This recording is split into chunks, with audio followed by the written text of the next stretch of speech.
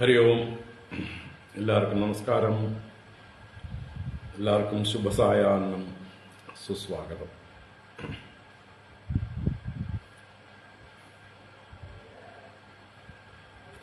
ഹരി ഓം. നാരായണ.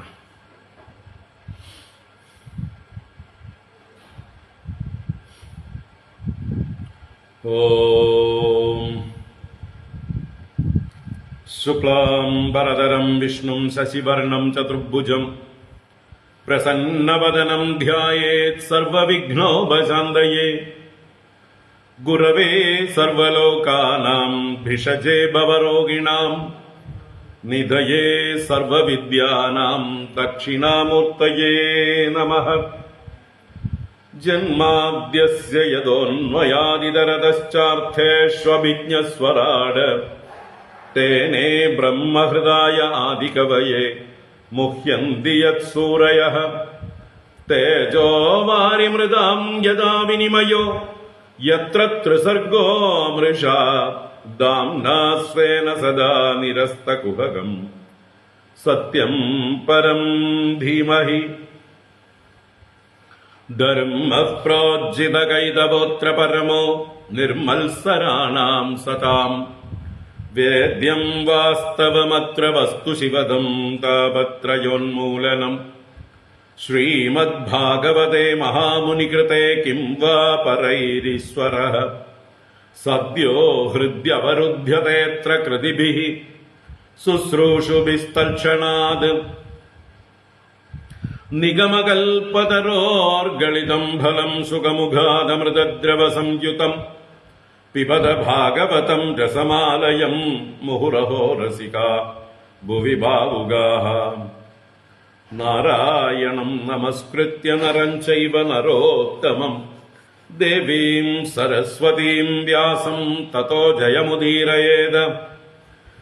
യം പ്രവ്രജന്തമനുപേതമപേതകൃത്യം ദ്വൈവായനോ വിരഹകാതര ആജുഹാവ.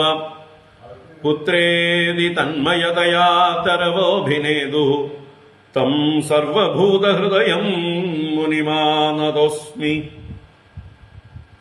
യസ്വാനുഭാവമഖിലശ്രുതിസാരമേകം അധ്യാത്മദീപമതിതിതീർഷതാം തമോന്തം. സംസാരിണാം കരുണയാഃ പുരാണഗുഹ്യം തം വ്യാസസൂനുമുപയാമി ഗുരും മുനീനാം. മൂകം കരോതി വാചാലം പങ്കും ലംഘയതേ ഗിരിം യത്കൃപാതമഹം വന്ദേ പരമാനന്ദമാധവം. യം ബ്രഹ്മാ വരുണേന്ദ്രരുദ്രമരുതഃ സ്തുന്വന്തി ദിവ്യൈസ്തവൈഃ വേദൈഃ സാംഗപദക്രമോപനിഷദൈഃ ഗായന്തി യം സാമഗാഃ. ധ്യാനാവസ്ഥിതതദ്ഗതേന മനസാ പശ്യന്തി യം യോഗിനോ യസ്യാന്തം ന വിദുഃ സുരാസുരഗണാഃ. ദേവായ തസ്മൈ നമഃ.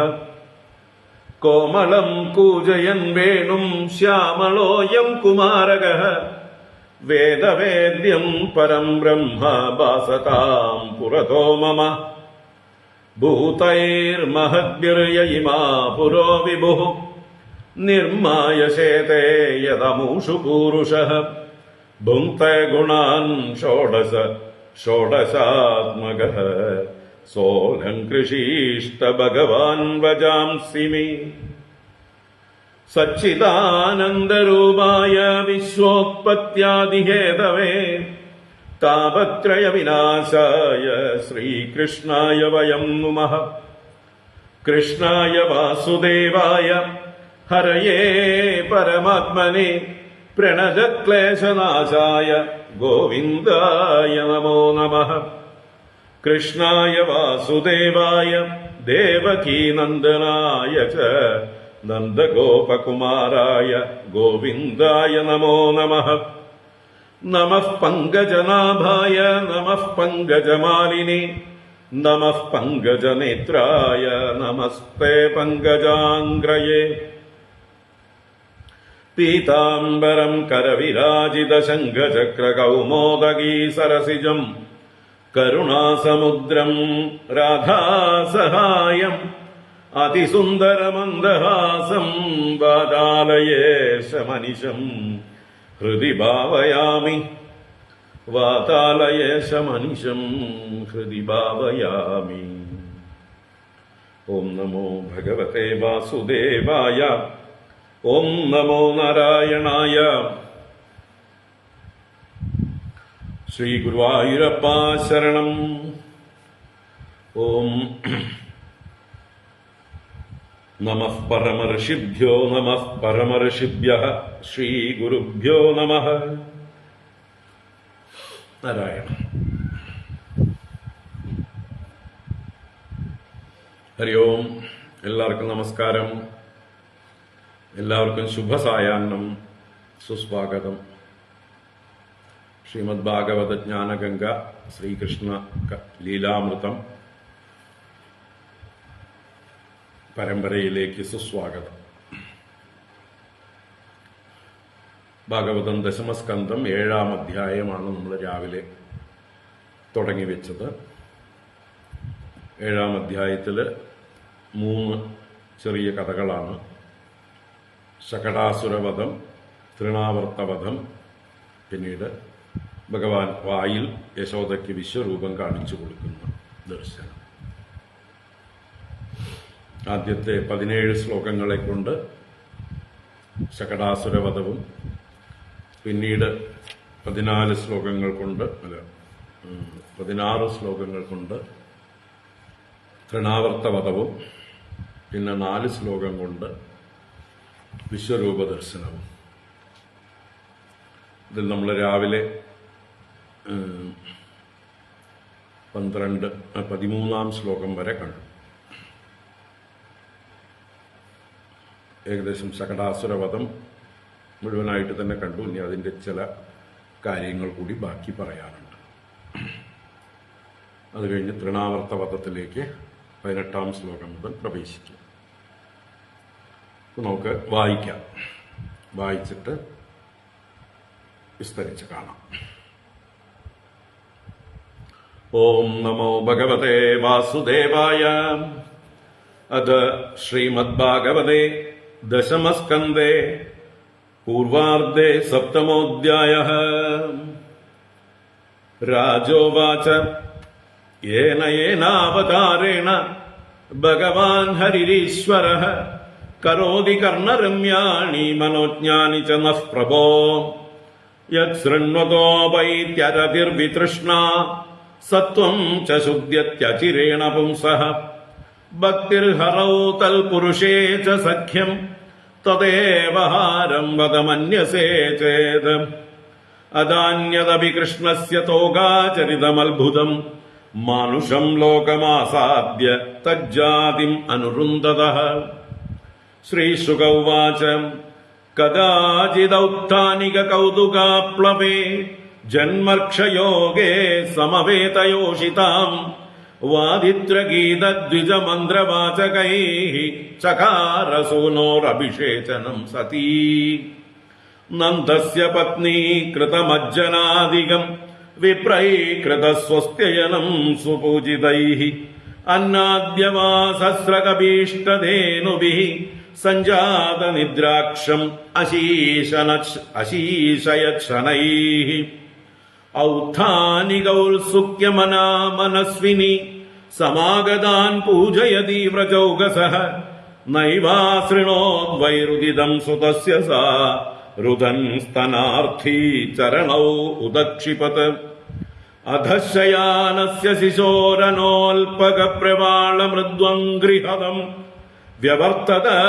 വിധ്വസ്തനാനാരസകുപ്യഭാജനം വ്യത്യസ്തചക്രാക്ഷവിഭിന്നകൂബരം ദൃഷ്ട്വാ യശോദാ പ്രമുഖ വ്രജസ്ത്രിയഃ ഔത്ഥാനികേ കർമ്മണി യാഃ സമാഗതാഃ നന്ദാദയശ്ചാത്ഭുതദർശനാകുലാഃ കഥം സ്വയം വൈ ശകടം വിപര്യഗാത് ഊചുരവ്യസിതമതീൻ അവ്യവസിതമതീൻ ഗോപാൻ ഗോപീശ്ച ബാലകാഃ രുദതാനേന പാദേന ക്ഷിപ്തം യേതന്ന സംശയഃ നതേ ശ്രദ്ധധിരേ ഗോപാ ബാലഭാഷിതമിത്യുത അപ്രമേയം ബലം തസ്യ ബാലകസ്യ നതേ വിദുഃ രുദന്തം സുതമാദായ യശോദാഗ്രഹശങ്കിത കൃതസ്വസ്ത്യയനം വിപ്രൈഃ സൂക്തൈസ്തനമപായയത് പൂർവവത് സ്ഥാപിതം ഗോപൈഃ ബലിഭിഃ സപരിച്ഛദം വിപ്രാഹുത്വാർച്ചയാഞ്ചക്രുഃ ദദ്യക്ഷതകുശാംബുഭിഃ യേ അസൂയാ നൃതദംഭേർഷ്യാ ഹിംസാമാനവിവർജിതാഃ ന തേഷാം സത്യശീലാനാം ആശിഷോ വിഫലാകൃതാഃ യേ അസൂയാ നൃതദംഭ ഈർഷ്യാ ഹിംസാമാനവിവർജിതാഃ ന തേഷാം സത്യശീലാനാം ആശിഷോ വിഫലാകൃതാഃ ഇതി ബാലകമാദായ സാമർഗ്യജുരുപാകൃതൈഃ ജലൈഃ പവിത്രൗഷധിഭിഃ അഭിഷിഞ്ച്യ ദ്വിജോത്തമൈഃ വാചയിത്വാ സ്വസ്ത്യയനം നന്ദഗോപഃ സമാഹിതഃ ഹുത്വാ ചാഗ്നിം ദ്വിജാദിഭ്യഃ പ്രാദാദന്നം മഹാഗുണം ഗാവഃ സർവഗുണോപേതാ വാസസ്രഗ്രുക്മമാലിനി ആത്മജാഭ്യുദയാർത്ഥായ പ്രാദാത്തെ ചാന്വയുഞ്ജത വിപ്രമന്ത്രവിദോ യുക്താസ്തൈര്യാ പ്രോക്താസ്തദാശിഷഃ താ നിഷ്ഫലാ ഭവിഷ്യന്തി ന കദാചിദപി സ്ഫുടം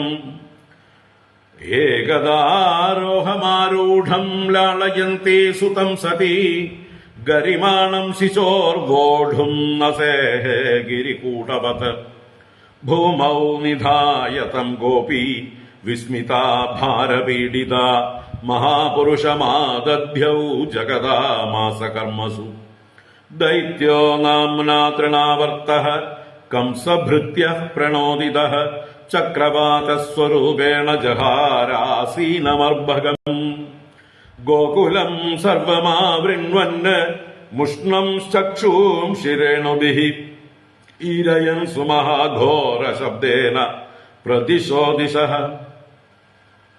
മുഹൂർത്തമഭവദ്ഗോഷ്ഠം രജസാ തമസാവൃതം സുതം യശോദാ നാപശ്യത് തസ്മിന്യസ്തവതീ യതഃ നാപശ്യത് കശ്ചനാത്മാനം പരം ചാപി വിമോഹിതഃ തൃണാവർത്തനിസൃഷ്ടാഭിഃ ശർക്കരാഭിർ ഉപദ്രുതഃ ഇതി ഖരപവനചക്രപാം സുവർഷേ സുതപദവീമപലാവിലക്ഷ്യ മാതാ അതികരുണമനുസ്മരന്ത്യശോചത് ഭുവി പതിതാ മൃതവത്സകാ ഗൗഃ രുദിതമനുനിശമ്യ തത്ര ഗോപ്യോ ഭൃശമനുതപ്തധിയോ ശ്രുപൂർണമുഖ്യഃ രുരുദുരനുപലഭ്യ നന്ദസൂനും പവന ഉപാരതപം സുവർഷവേഗേ തൃണാവർത്തശാന്തരയോ വാത്യാരൂപധരോ ഹരൻ കൃഷ്ണം നഭോഗതോ ഗന്തും നാശക്നോത് ഭൂരിഭാരഭൃത് തമശ്മാനം മന്യമാന ആത്മനോ ഗുരുമത്തയ ഗളേ ഗൃഹീത ഉത്സ്രഷ്ടും നാശക്നോദത്ഭുതാർഭകം ഗളഗ്രഹണ നിശ്ചേഷ്ടോ ദൈത്യോ നിർഗതലോചനഃ അവ്യക്തരാവോ ന്യപതത് സഹ ബാലോ വ്യസുർവ്രജേ തമന്തരിക്ഷാത് പതിതം ശിലായാം വിശീർണ സർവാവയവം കരാളം പുരം യദാ രുദ്രശരേണ വിദ്ധം സ്ത്രിയോ രുദത്യോ ദദൃശുഃ സമേതാഃ പ്രാഗായ മാത്രേ പ്രതിഹൃത്യ വിസ്മിതാഃ കൃഷ്ണം ച തസ്യോരസി ലംബമാനം തം സ്വസ്തിമന്ദം പുരുഷാദനീതം വിഹായ സാ മൃത്യുമുഖാത് പ്രമുക്തം ഗോപ്യശ്ച ഗോപാ കില നന്ദമുഖ്യാഃ ലബ്ധ്വാ പുനഃ പ്രാപുരതീവ മോദം അഹോ ബദാത്യത്ഭുതമേഷ രക്ഷസാ ബാലോ നിവൃത്തിം ഗമിതോ അഭ്യഗാത് പുനഃ ഹിംസ്രസ്വപാപേന വിഹിംസിത ഖലഃ സാധു സമത്വേന ഭയാദ് വിമുച്യത്തെ കിം നസ്തമശ്ചീർണം അധോക്ഷജാർച്ചനം പൂർത്തേഷ്ടദത്തം ഉദഭൂത സൗഹൃദം യൽ സമ്പരേത പുനരേവ ബാലകോ ദിഷ്ട്യാ സ്വബന്ധൂൻ പ്രണയൻ ഉപസ്ഥിതഃ ദൃഷ്ട്വാദ്ഭുതാനി ബഹുശോ നന്ദഗോപോ ബൃഹദ്വനെ വസുദേവ വചോ ഭൂയോ മാനയാമാസ വിസ്മിതഃ ഏകദാർഭകമാദായ സ്വാംഗമാരോപ്യ ഭാമിനി പ്രസ്നുതം പായയാമാസ സ്തനം സ്നേഹപരിപ്ലുത പ്രീതപ്രായസ്യ ജനനീ സാ തസ്യ രുചിരസ്മിതം മുഖം ലാളയതി രാജൻ ജൃംഭതോ ദദൃശേയിതം ഖം രോദസി ജ്യോതിരനീഗമാശാഃ സൂര്യേന്ദുവന്നിശ്വസനാംബുധീംശ്ച ദ്വീപാന്നഗാൻ തദ്ദുഹിതൃർവനാനി ഭൂതാനി യാനി സ്ഥിരജംഗമാനി സാവീക്ഷ്യ വിശ്വം സഹസാ രാജൻ സഞ്ജാതവേപതു സമ്മീല്യ മൃഗശാപാക്ഷി നേത്രേ ആസീത് സുവിസ്മിതാം. ഹരി ഓം. ഇത് ശ്രീമദ്ഭാഗവതേ മഹാപുരാണേ പാരമഹംസ്യാം സംഹിതായാം ദശമസ്കന്ധേ പൂർവാർദ്ധേ തൃണാവർത്തമോക്ഷോ നാമ സപ്തമോऽധ്യായഃ. സർവത്ര ഗോവിന്ദനാമ സങ്കീർത്തനം. ഗോവിന്ദ ഗോവിന്ദ. നാരായണാഖില ഗുരോ ഭഗവൻ നമസ്തേ. നാരായണാഖില ഗുരോ ഭഗവൻ നമസ്തേ. നാരായണാഖില ഗുരോ ഭഗവൻ നമസ്തേ. ഓം ഹരി ഓം.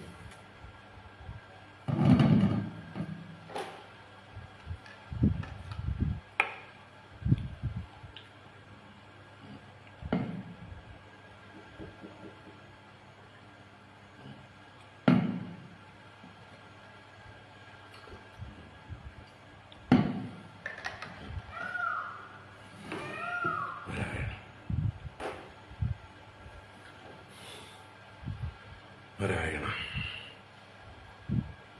എല്ലാവർക്കും ഒരിക്കൽ കൂടെ നമസ്കാരം. എല്ലാവർക്കും ശുഭസായാഹ്നം. ഭാഗവത ജ്ഞാനഗംഗയിലേക്ക്, ശ്രീകൃഷ്ണ ലീലാമൃതത്തിലേക്ക് സുസ്വാഗതം. സുസ്വാഗതം.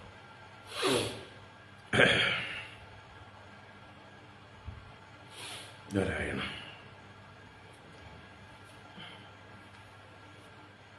ഇപ്പൊ നമുക്ക്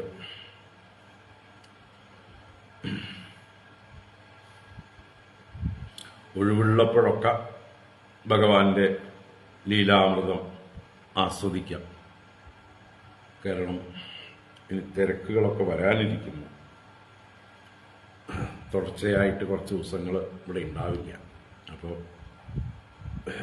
നമുക്കെല്ലാം മുടങ്ങിപ്പോകും അല്ലേ? അപ്പം അതിന് കോമ്പൻസേറ്റ് ചെയ്യാൻ നേരത്തെ തന്നെ കുറച്ച് കൂടുതൽ കാണുക. സെപ്റ്റംബർ 20 മുതൽ 30 വരെ ഋഷികേശ് യാത്രയാണ്, ഹിമാലയ യാത്ര.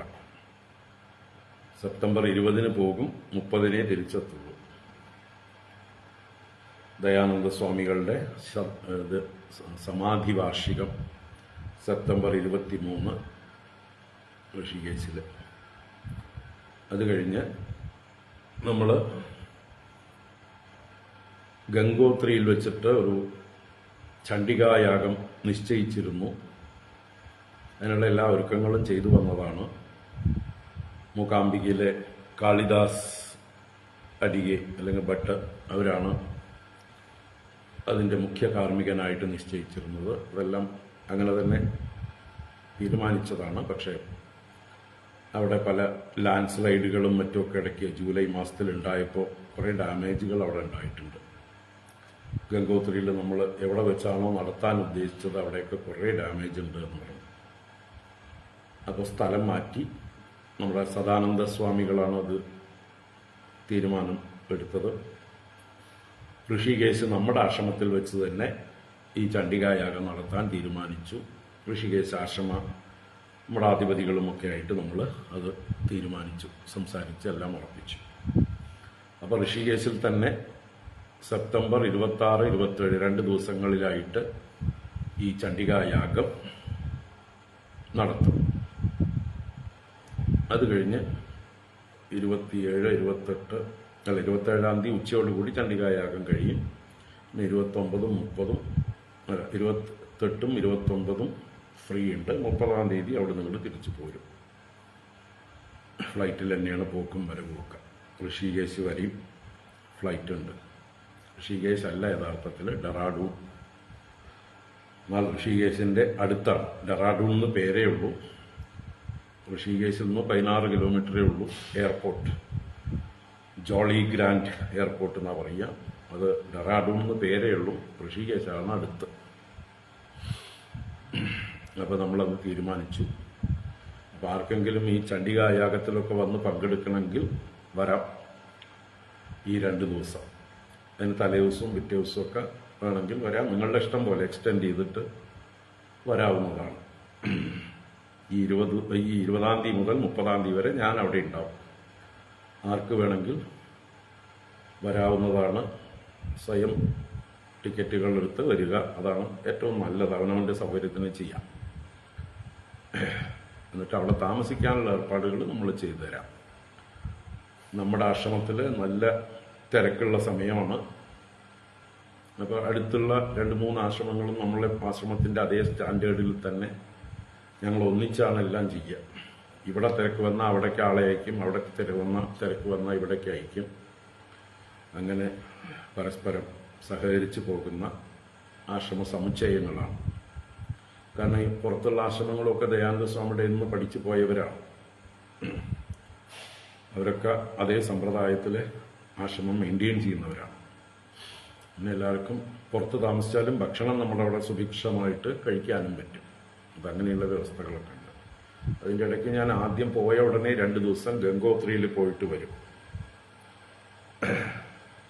ഉത്തരകാശി ഗംഗോത്രി പോയിട്ട് വരും. 23-ാം തീയതി ആകുമ്പോഴേക്കും വരും. പിന്നെ ചണ്ഡിക യാഗം കഴിഞ്ഞ് ബദരീനാഥിൽ പോയിട്ടും മടങ്ങും. ഇതാണ് പ്ലാൻ. ഇടയിൽ 2 ദിവസം 24-ഉം 25-ഉം ഋഷികേശിൽ തന്നെ ഫ്രീ ആയിരിക്കും. അവിടെ എന്തെങ്കിലുമൊക്കെ ചുറ്റി അവിടുത്തെ ക്ലാസ്സുകളും മറ്റു പരിപാടികളും ഒക്കെ അറ്റൻഡ് ചെയ്യും. അപ്പോൾ ഇങ്ങനെ 10 ദിവസം അല്ലെങ്കിൽ 11 ദിവസം ഉണ്ടാവില്ല. ആർക്ക് വേണമെങ്കിൽ വരാൻ താല്പര്യമുണ്ടെങ്കിൽ അറിയിക്കാം. ഇതാണ് പ്ലാൻ. പഴയ പ്ലാൻ മാറ്റിയത് കൊണ്ടാണ് ഇത്രയും ദിവസം അത് സംശയം കൊണ്ട് മടിച്ച് പറയാതിരുന്നത്. അപ്പോൾ അത് ഋഷികേശിലേക്ക് ഫിക്സ് ചെയ്തു. ഗംഗോത്രി പ്ലാൻ ഋഷികേശിൽ ഫിക്സ് ചെയ്തു. ചണ്ഡിക യാഗം പിന്നെ വന്നു കഴിഞ്ഞാൽ ഉടനെ നവരാത്രി ആരംഭിക്കുകയും അതിനു മുമ്പ് തന്നെ 3-ാം തീയതി മുതൽ 10-ാം തീയതി വരെ എനിക്ക് കൊയിലാണ്ടിയിൽ, കോഴിക്കോട് കൊയിലാണ്ടിയിൽ രാമാനന്ദ ആശ്രമമുണ്ട്. അവിടെ സപ്താഹം ഏറ്റിട്ടുണ്ട് ഈ വർഷം. അവർ പല പ്രാവശ്യമായി നമ്മളെ വിളിക്കുന്നു. അവിടെ നവരാത്രി കാലത്താണ് സപ്താഹം. അതുകൊണ്ട് തന്നെ ഞാൻ ഒഴിഞ്ഞൊഴിഞ്ഞ് മാറുകയായിരുന്നു. ഈ പ്രാവശ്യം എന്നെ വിടാൻ തയ്യാറില്ല. സ്വാമിജി എൻ്റെ വളരെ നല്ല സുഹൃത്താണ്. ഈ രാമാനന്ദാശ്രമങ്ങളുടെ മഠാധിപതി ഡോക്ടർ ധർമാനന്ദ തീർത്ഥ. അദ്ദേഹം പല പ്രാവശ്യം ആവശ്യപ്പെട്ടു. മറ്റ് സ്വാമിജിമാരും റെക്കമെൻഡേഷൻ ഞങ്ങളൊക്കെ ചെയ്തു കഴിഞ്ഞു. ഇനി സ്വാമിജി മാത്രമേ അവിടെ സപ്താഹം ചെയ്യാൻ ബാക്കിയുള്ളൂ എന്ന് പറഞ്ഞിട്ട് പല സ്വാമിമാരും എന്നോട് പറഞ്ഞു. പൂർണ്ണാനന്ദ സ്വാമികളും അധ്യാത്മാനന്ദ സ്വാമികളും നിഖിലാനന്ദ സ്വാമികളും ഒക്കെ പറഞ്ഞു. ഞാൻ മാത്രമായിട്ട് മാറി നിൽക്കുന്നത് ശരിയല്ല തോന്നി. ഏറ്റവും നവരാത്രി കാലത്ത് തന്നെ ആദ്യത്തെ സപ്തമി വരെയുള്ള ദിവസങ്ങളാണ്. അപ്പോൾ അഷ്ടമി, നവമി, ദശമി ഇവിടെ ഉണ്ടാവും. 3 ദിവസം പാലക്കാട് ഉണ്ടാവും. ഇവിടെ ബൊമ്മക്കൊല്ലുമൊക്കെ വയ്ക്കും. ഇവിടെയുള്ളവർ പൂജയൊക്കെ ചെയ്യും ബാക്കിയുള്ള ദിവസങ്ങളിലും. പക്ഷെ നമ്മുടെ അഭാവം ഉണ്ടാവും. അപ്പോൾ ഇങ്ങനെയാണ്. കുറച്ച് ദിവസം ഇവിടെ ഉണ്ടാവില്ല. സെപ്റ്റംബർ 20 മുതൽ ഒക്ടോബർ 10-ാം തീയതി വരെ. ഇടയിൽ 2 ദിവസം വരും. അല്ലെ, സെപ്റ്റംബർ 30-ന് മടങ്ങിയാൽ 1-ഉം 2-ഉം ഇവിടെ ഉണ്ടാവും. അത്രയേ ഉള്ളൂ. ആ 1-ഉം 2-ഉം ഇവിടെ ഉണ്ടെങ്കിൽ ക്ലാസ് എടുക്കാം, വേറെ തിരക്കൊന്നും ഇല്ലെങ്കിൽ. അപ്പം ഇങ്ങനെ ബ്രേക്കുകൾ വരുന്നുണ്ട്. അതിനനുസരിച്ച് നിങ്ങളും നിങ്ങളുടെ വല്ല പരിപാടികളുണ്ടെങ്കിൽ പ്ലാൻ ചെയ്തോളൂ. പിന്നെ അതിൻ്റെ ഇടയ്ക്ക് ഓണം വരുന്നുണ്ട്. ഓണത്തിൻ്റെ നമ്മൾ പതിവ് പോലെയുള്ള ഓണക്കിറ്റുകളുടെ വിതരണമൊക്കെ ഉണ്ടാവും. അതിനുള്ള പരിപാടികൾ ആരംഭിക്കുകയാണ്. കാരണം നമ്മുടെ അടുത്തുള്ള നാട്ടുകാരൊക്കെ വന്ന് എൻക്വയറി ആരംഭിച്ചു. ഞങ്ങൾക്ക് ഇപ്രാവശ്യം ഓണക്കിറ്റ് വേണം, ടോക്കൺ വേണം എന്ന് പറഞ്ഞുകൊണ്ട് വരവ് തുടങ്ങി. നമ്മൾ ടോക്കൺ വിതരണം ആരംഭിച്ചിട്ടില്ല. എങ്കിലും ആളുകൾ അന്വേഷിക്കാൻ തുടങ്ങി. അപ്പോൾ തീർച്ചയായിട്ടും അതിനുള്ള ഒരുക്കങ്ങളും ചെയ്യുന്നുണ്ട്. അതിലേക്ക് നിങ്ങൾക്ക് എല്ലാ വർഷവും ചെയ്യുന്ന പോലെ സഹകരിക്കാം. എത്രത്തോളം ചെയ്യാൻ പറ്റും ഓരോരുത്തരും ചെയ്തോളും. എന്താ പറയുക, സാധനങ്ങൾക്കൊക്കെ വില കൂടി വരികയാണെന്ന് നമുക്കറിയാം അല്ലേ? പഴയ പോലെയുള്ള വില നിലവാരമല്ല. എങ്കിലും ഓരോരുത്തരും യഥാശക്തി ചെയ്യുക, യഥാശക്തി ചെയ്യാം. അപ്പോൾ അത് എപ്പോഴത്തെയും പോലെ എന്താണ് ചെയ്യേണ്ടത് വെച്ചാൽ ചെയ്യാം. ഇത്രയും കാര്യങ്ങളൊരു അഡ്വാൻസ് ഇൻഫർമേഷൻ നിങ്ങൾക്ക് പ്രിപ്പയർ ചെയ്യാനായിട്ട്, തയ്യാറാവാനായിട്ട്. ഋഷികേശിലേക്ക് ആർക്കെങ്കിലും വരണമെങ്കിൽ വരാം, അതിനും കൂടി. ഇപ്പം തന്നെ വൈകിട്ടുണ്ട്, എന്നാലും കുഴപ്പമില്ല. ഫ്ലൈറ്റ് ടിക്കറ്റൊക്കെ അവൈലബിൾ ആണ്. റേറ്റുകൾ ചെറിയ വ്യത്യാസങ്ങൾ വന്നിട്ടുണ്ട്, അത്രയേ ഉള്ളൂ.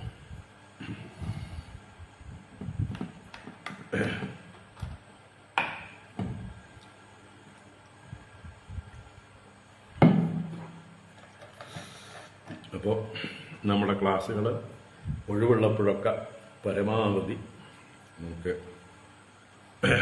ആസ്വദിക്കാം.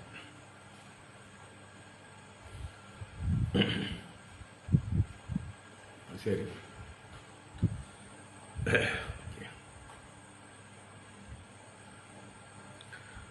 നമ്മൾ വായിച്ചുല്ലോ അല്ലേ?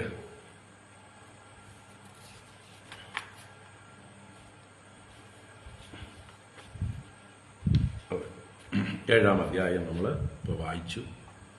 രാവിലെ 13 വരെയുള്ള ശ്ലോകങ്ങളുടെ വ്യാഖ്യാനം കണ്ടു. അപ്പോൾ അതിൽ ആദ്യത്തെ 3 ശ്ലോകങ്ങൾ പരീക്ഷിത്ത് രാജാവ് ഭഗവാന്റെ ലീലകൾ കേൾക്കാനുള്ള തന്റെ കൗതുകം, ശ്രദ്ധ അതൊക്കെ വർദ്ധിച്ചിരിക്കുന്നതിനെക്കുറിച്ച് അവതരിപ്പിച്ചു. ഭഗവാന്റെ ബാലലീലകൾ വിസ്തരിച്ച് കേൾക്കണം എന്നുള്ള രീതിയിലാണ് അദ്ദേഹം അവതരിപ്പിച്ചത്. അപ്പോൾ ഭഗവാന്റെ കഥ കേട്ടാൽ എന്തൊക്കെയാണ് പ്രയോജനം എന്നുള്ളതും വളരെ വ്യക്തമാക്കി പറഞ്ഞു അല്ലേ? അവരുടെ ഭഗവാന്റെ കഥ കേൾക്കുന്തോറും അതിനോടുള്ള വിമുഖത കുറഞ്ഞു വരും, അതിനോടുള്ള ആശ കൂടിക്കൂടി വരും, ഹൃദയം ശുദ്ധമാകും, ഭഗവാനിലുള്ള ഭക്തി വർദ്ധിക്കും, ഭഗവാന്റെ സജ്ജനങ്ങളുമായിട്ട് സഖ്യം നമുക്ക് കൂടുതലായിട്ട് താല്പര്യമുള്ളതായി മാറും, സത്സംഗത്തിൽ രതി ഉണ്ടാവും. അതുകൊണ്ട് ഹാരം വദ, ഹാരം ഹരിയെ സംബന്ധിച്ച കഥ, ഭഗവാനെ സംബന്ധിച്ച കഥ പറഞ്ഞു തരൂ എന്ന് പറഞ്ഞു. അപ്പോ അതിന് മറുപടിയായിട്ട് ശ്രീശുക ബ്രഹ്മർഷി ഭഗവാന്റെ മറ്റൊരു ബാലലീല പറഞ്ഞ് ആരംഭിച്ചതാണ്. കഥാചിത് എന്ന് പറഞ്ഞുകൊണ്ടാണ് തുടങ്ങി. ഒരിക്കൽ എന്താ വിശേഷം? ഔത്താനിക കൗതുക ആപ്ലവം. ഭഗവാൻ മലർന്നു കിടക്കുന്ന ആള് കമിഴ്ന്ന് തലപൊക്കി എഴുന്നേൽക്കാൻ, എന്നിട്ടാണ് കമിഴുക. അപ്പോൾ അതിനുള്ള ആ ഇത് വന്നപ്പോ ഏകദേശം 3 മാസം ആവാറായി. 3ാമത്തെ പിറന്നാൾ ദിവസം, പക്കപ്പിറന്നാൾ ദിവസം എന്ന് പറയാം. അങ്ങനെയുള്ള ഒന്നുകിൽ 84 അല്ലെങ്കിൽ 90 ആ ദിവസമാണിത്. ജന്മക്ഷയോഗം എന്ന് പറഞ്ഞു. അപ്പോ ഈ ഉത്സവത്തിൽ പങ്കുചേരാനായിട്ട് അവിടെ സ്ത്രീകളൊക്കെ വന്നു ചേർന്നിട്ടുണ്ട്. അവരുടെയൊക്കെ മുമ്പിൽ വെച്ച് ഉണ്ണിയെ കുളിപ്പിച്ച് നല്ലതുപോലെ അലങ്കരിച്ച് ബ്രാഹ്മണരെ കൊണ്ട് വാദ്യഘോഷങ്ങളൊക്കെ ആളുകൾ മുഴക്കുന്നുണ്ട്. ബ്രാഹ്മണർ മന്ത്രവാചകങ്ങളൊക്കെ ചൊല്ലുന്നുണ്ട്. അപ്പോഴാണ് ഈ അഭിഷേകം ചെയ്യുന്ന, കുളിപ്പിക്കുന്നത്. അങ്ങനെ ബ്രാഹ്മണരെ കൊണ്ട് സ്വസ്ത്യയനാദികളൊക്കെ ചെയ്തു. അവർക്ക് അന്നാദി വസ്ത്രം മുതലായതൊക്കെ കൊടുത്ത്, പശുക്കളെയൊക്കെ കൊടുത്ത് അവരെ സന്തോഷിപ്പിച്ചു. അപ്പോഴേക്കും ഉറക്കം വന്നതുപോലെ കണ്ണടയുന്ന ഭഗവാനെ സഞ്ജാത നിദ്രാക്ഷം ശനൈഹി അശീശയത്, പതുക്കെ ശയിപ്പിച്ചു അഥവാ കിടത്തി. ഒരു ശകടത്തിന്റെ അടിവശത്താണ് കിടന്നത്. അങ്ങനെ വന്നവരെയൊക്കെ സൽക്കരിക്കുന്ന ഉത്സാഹത്തിൽ, ബഹളത്തിൽ മുഴുകിയിരിക്കുകയായിരുന്നു യശോദ. ഭഗവാൻ ഉണ്ണിക്കണ്ണൻ ആ സമയത്ത് കരഞ്ഞു. വിശന്ന് കരഞ്ഞതാണ്. പക്ഷേ ആ കരച്ചിൽ അമ്മ കേട്ടില്ല. സ്തനാർത്ഥിയായി രോദനം ചെയ്യുന്ന ഉണ്ണിക്കണ്ണൻ ചരണൗ ഉദക്ഷിപത്ത്, 2 കാലുകളെയും ഒന്ന് കൊടഞ്ഞു കരഞ്ഞു. ആ സമയത്ത് ആ ഭഗവാൻ ഒരു വണ്ടിയുടെ അടിയിൽ കിടക്കുകയായിരുന്നു. ആ ഭഗവാന്റെ ചെറിയ മൃദുവായ തളിര് പോലെയുള്ള പാദത്തിന്റെ എന്താ പറയുക ഹതമേറ്റ് ആ ഗാഡി അനഹ വ്യവർത്തത, അനസ് അഥവാ വണ്ടി അത് വിവർത്തിച്ചു എന്ന് വെച്ചാൽ അത് കഷ്ണം കഷ്ണമായിട്ട് തെറിച്ചു പോകുന്നർത്ഥം. അതിലുള്ള പാത്രങ്ങളൊക്കെ നശിച്ചു. അതിന്റെ ഓരോ അംഗങ്ങളും അവയവങ്ങളും വേറെ വേറെയായിട്ട് വീണു. അതാണ് വ്യത്യസ്ത ചക്രാക്ഷ വിഭിന്ന കൂപരം. ഈ ബഹളം കേട്ട്, ശബ്ദം കേട്ട് ഈ യശോദ മുതലായ ഗോപസ്ത്രീകളെല്ലാം പാഞ്ഞു വന്നു. നന്ദാദി പുരുഷന്മാരും വന്നു. അവരെല്ലാം കണ്ട് ഈ അത്ഭുതമായിട്ട് ദർശനം കണ്ട് ഇതെങ്ങനെയായത് ഈ ശകടം സ്വയം വിപര്യകാത്, ഇതെങ്ങനെ സ്വയം തന്നെത്താൻ ഇങ്ങനെ പൊടിഞ്ഞത്, തകർന്നത്, കർത്താവില്ലാതൊരു കർമ്മം നടന്നിരിക്കുന്നു. അപ്പോ ഇവർക്ക് നിശ്ചയിക്കാനാവുന്നില്ല, പരസ്പരം തർക്കിക്കുകയാണ്. ഏതായിരിക്കും കാരണം? ഓരോ കാരണങ്ങൾ പറയുകയാണ്.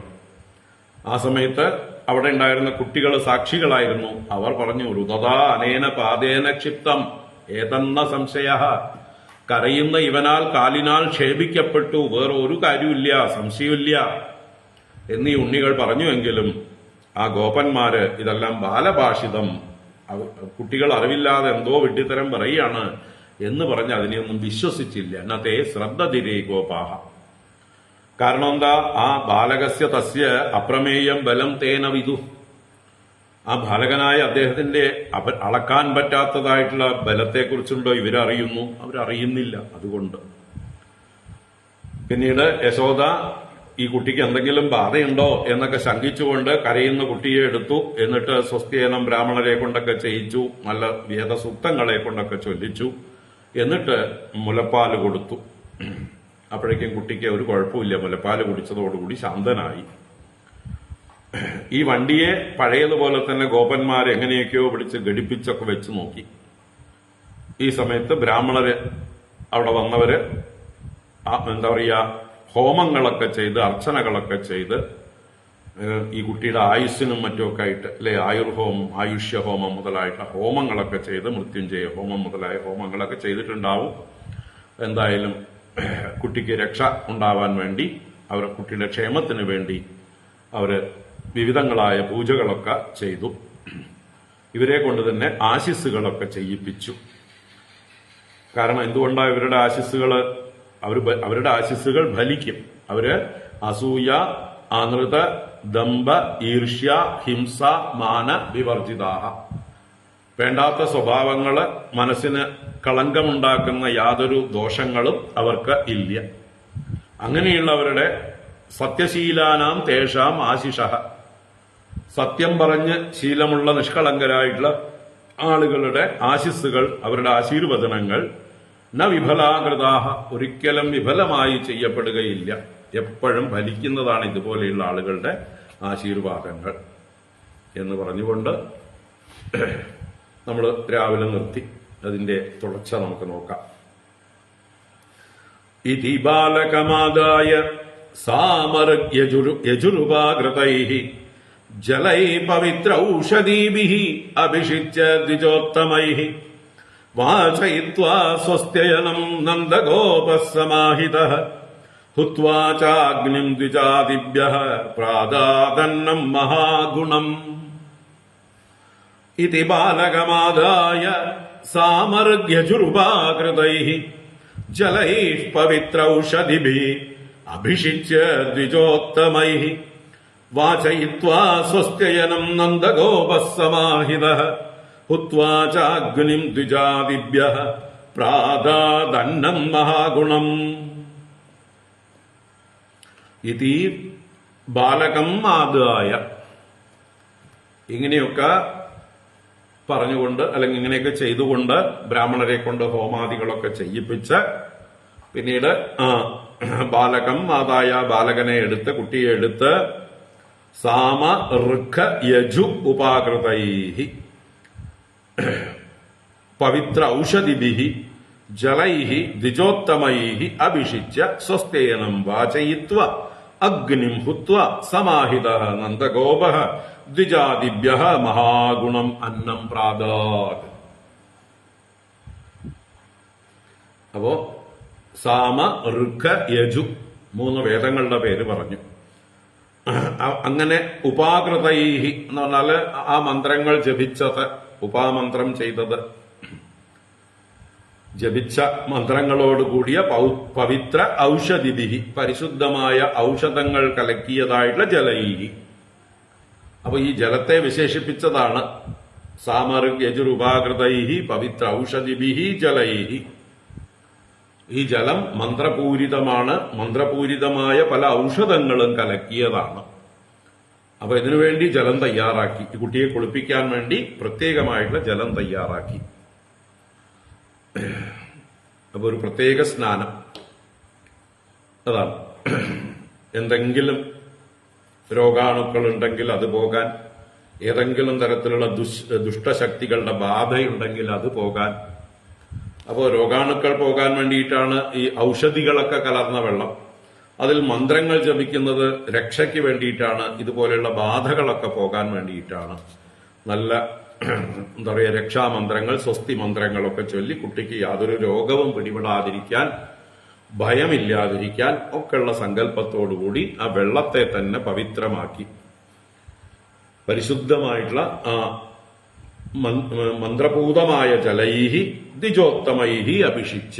അപ്പൊ ഈ കുട്ടിക്ക് അഭിഷേകം ചെയ്തതാരാ? ബ്രാഹ്മണർ തന്നെ അഭിഷേകം ചെയ്തു, സ്നാനം ചെയ്യിപ്പിക്കുക അല്ലെ. ഇപ്പോ രാജപദവിയിൽ രാജാക്കന്മാരെയൊക്കെ അഭിഷേകം ചെയ്യാൻ പുരോഹിതന്മാർ വന്ന് അഭിഷേകം ചെയ്യും.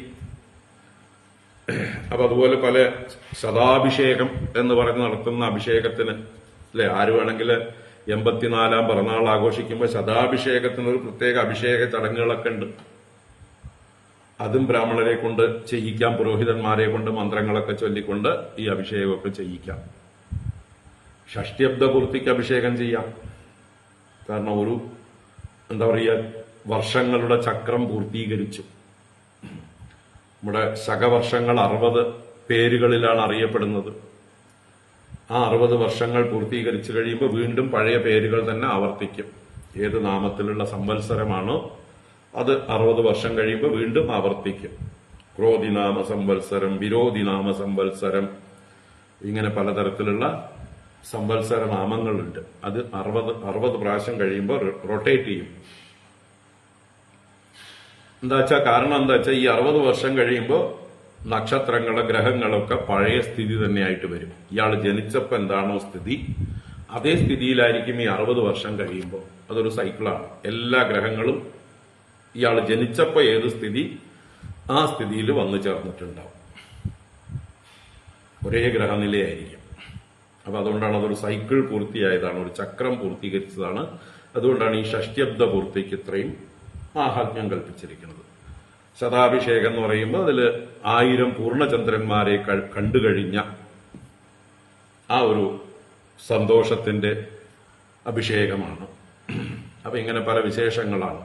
അപ്പൊ അതിനൊക്കെ അഭിഷേകം ചെയ്യാറുണ്ട്. അതിനൊക്കെ പുരോഹിതന്മാരെ വിളിച്ച് അഭിഷേകം ചെയ്യിക്കാവുന്നതാണ്. അത് അറിവുള്ളവരൊക്കെ അത് ചെയ്യും, ധനസ്ഥിതിയുള്ളവരൊക്കെ അത് ചെയ്യും. ഓരോരുത്തരുടെ സ്ഥിതിക്കനുസരിച്ച്. മറ്റ് വിവരമില്ലാത്ത ആളുകൾ ചില പാർട്ടികൾ നടത്തി ആളുകളെ കള്ളു കുടിപ്പിച്ച് എന്താ പറയുക, ആയുസ് കുറയ്ക്കും. അതാണ് ഇന്ന് നമ്മുടെ ഹിന്ദു സമൂഹത്തിൽ നടക്കുന്ന കാര്യങ്ങൾ, ഇപ്പൊ നടന്നുകൊണ്ടിരിക്കുന്നത് അല്ലെ. വേണ്ടാത്ത പാർട്ടികളൊക്കെ നടത്തിയിട്ട് വെറുതെ കാശും ചെലവാക്കി കടിക്കണ നായിനെ വാങ്ങിക്കുക എന്ന് പറഞ്ഞ പോലെ ശാപങ്ങൾ വാങ്ങിച്ചു വയ്ക്കുക. അപ്പോ എന്തൊക്കെ ചെയ്തു? ഇങ്ങനെ മന്ത്രപൂർണിതമായിട്ടുള്ള ഔഷധികൾ ഇട്ടിട്ടുള്ള ജലം കൊണ്ട് ദ്വിജോത്തമൈഹി അഭിഷിച്ച, ബ്രാഹ്മണരെ കൊണ്ട് തന്നെ കുട്ടിയെ കുളിപ്പിച്ച് സ്വസ്ത്യയനം വാചയിത്വ, ആ ബ്രാഹ്മണരെ കൊണ്ട് തന്നെ സ്വസ്ത്യയനത്തെ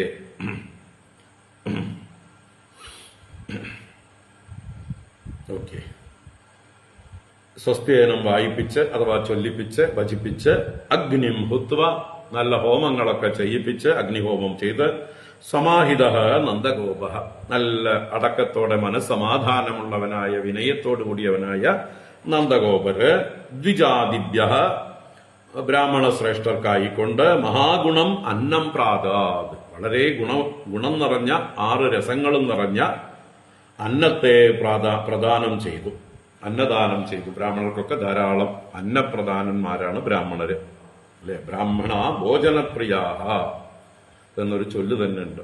ബ്രാഹ്മണാഹ ഭോജനപ്രിയാഹ, നല്ല ഭോജനം കൊടുത്താൽ പെട്ടെന്ന് പ്രസാദിക്കുന്നവരാണ് ബ്രാഹ്മണാഹ. അപ്പൊ നല്ല അന്നം കൊടുത്ത് അവരെ സന്തോഷിപ്പിച്ചു. പ്രാതാത്. അപ്പോ എന്താ പറയുക, കടു, അമ്ളം, ലവണം, അതുപോലെ എന്താ പറയുക മധുരം, 6 രസങ്ങളുണ്ടല്ലോ, അങ്ങനെയുള്ള 6 രസങ്ങളോട് കൂടിയതായിട്ടുള്ള അന്നത്തെ കൊടുത്ത് സന്തോഷിപ്പിച്ചു എന്നർത്ഥം. ഗാവ സർവഗുണോപേതാഹ വാസസ്രഗൃഗ്മമാലിനീഃ ആത്മജാഭ്യുദയാർത്ഥായ പ്രാദാത്തേ ചാന്വയുഞ്ജത. ഗാവ സർവഗുണോപേതാഹ വാസസ്രഗൃഗ്മമാലിനീഃ ആത്മജാഭ്യുദയാർത്ഥായ പ്രാദാത്തേ ചാന്വയുഞ്ജത. ആ ബ്രാഹ്മണർക്ക് പ്രാദാത് പ്രദാനം ചെയ്തു. എന്ത്? ഗാവഹ, പശുക്കളെ ധാരാളം ദാനം ചെയ്തു. എങ്ങനെയുള്ള പശുക്കള്? സർവഗുണോപേതാഹ, എല്ലാ ഗുണങ്ങളും തികഞ്ഞ പശുക്കള്, നല്ലോണം പാലുള്ളത്, ലക്ഷണം തികഞ്ഞ സൗന്ദര്യമുള്ളത്, സ്വഭാവ ഗുണമുള്ളത്. അങ്ങനെ ഒരു പശുവിന് എന്തൊക്കെ നല്ല ലക്ഷണങ്ങൾ വേണോ അതൊക്കെ ഉള്ളതും, വിശേഷ വസ്ത്രങ്ങൾ, പൂമാല മുതലായ വാസസ്രഗ് രുക്മമാലിനീഹി, വസ്ത്രം, അതുപോലെ മാലകൾ, അതുപോലെ സ്വർണമാലകൾ ഒക്കെ ഈ പശുവിനെ അണിയിച്ചു കൊടുത്തുകൊണ്ട് എന്ത് ചെയ്തു? ആത്മജ അഭ്യുദയാർത്ഥായ, തന്റെ പുത്രനായിരിക്കുന്ന ഈ ഉണ്ണിക്കണ്ണന്റെ അഭ്യുദയത്തിന്, ക്ഷേമത്തിനായിക്കൊണ്ട്, വെൽബീയിങ്ങിനായിക്കൊണ്ട് പ്രാദാത് തേജ അന്വയുഞ്ചത, പ്രാദാത് അവർക്കായിട്ട് കൊടുത്തു. അപ്പൊ തേജ അവരും അന്വയുഞ്ചത അനുയോജിച്ചു എന്ന് അനുഗ്രഹിച്ചു എന്നർത്ഥം. അവര് തിരിച്ച് ആശീർവദനങ്ങൾ ചെയ്ത് വീണ്ടും വീണ്ടും അനുഗ്രഹിച്ചു. നല്ല അനുഗ്രഹ വർഷം ചെയ്തുകൊണ്ട് ഈ ഉണ്ണിക്ക് ദീർഘായുസ്സും അവന് ആരോഗ്യവും എല്ലാം ഉണ്ടാവാനായിട്ട്, എല്ലാ കഴിവുകളും യശസ്സും ഒക്കെ ഉണ്ടാവാൻ വേണ്ടി അവർ പ്രാർത്ഥിച്ച് അനുഗ്രഹിച്ചു. അവരെ സന്തോഷിപ്പിച്ചു ഇദ്ദേഹം. അങ്ങനെ വിപ്രാമന്ത്രവിദോ യുക്താഃ തൈഹി യാഃ പ്രോക്താസ്തദാശിഷ താ നിഷ്ഫലാ ഭവിഷ്യന്തി ന കദാചിദ വിസ്ഫുടം. വിപ്രാമന്ത്രവിദോ യുക്താഃ തൈര്യാഃ പ്രോക്താസ്തദാശിഷഃ താ നിഷ്ഫലാ ഭവിഷ്യന്തി ന കദാചിദ വിസ്ഫുടം. ഈ വിപ്രാഹ മന്ത്രവിദ, ഒരു മന്ത്രവിത്തുക്കളാണ്, എല്ലാ മന്ത്രങ്ങളും അറിയുന്ന ബ്രാഹ്മണരാണ് അവർ. യുക്താഹ നല്ല ഇന്റഗ്രിറ്റി ഉള്ളവരാണ്, സത്യസന്ധരാണ്, ഭഗവാനോട് ഭക്തിയുള്ളവരാണ്.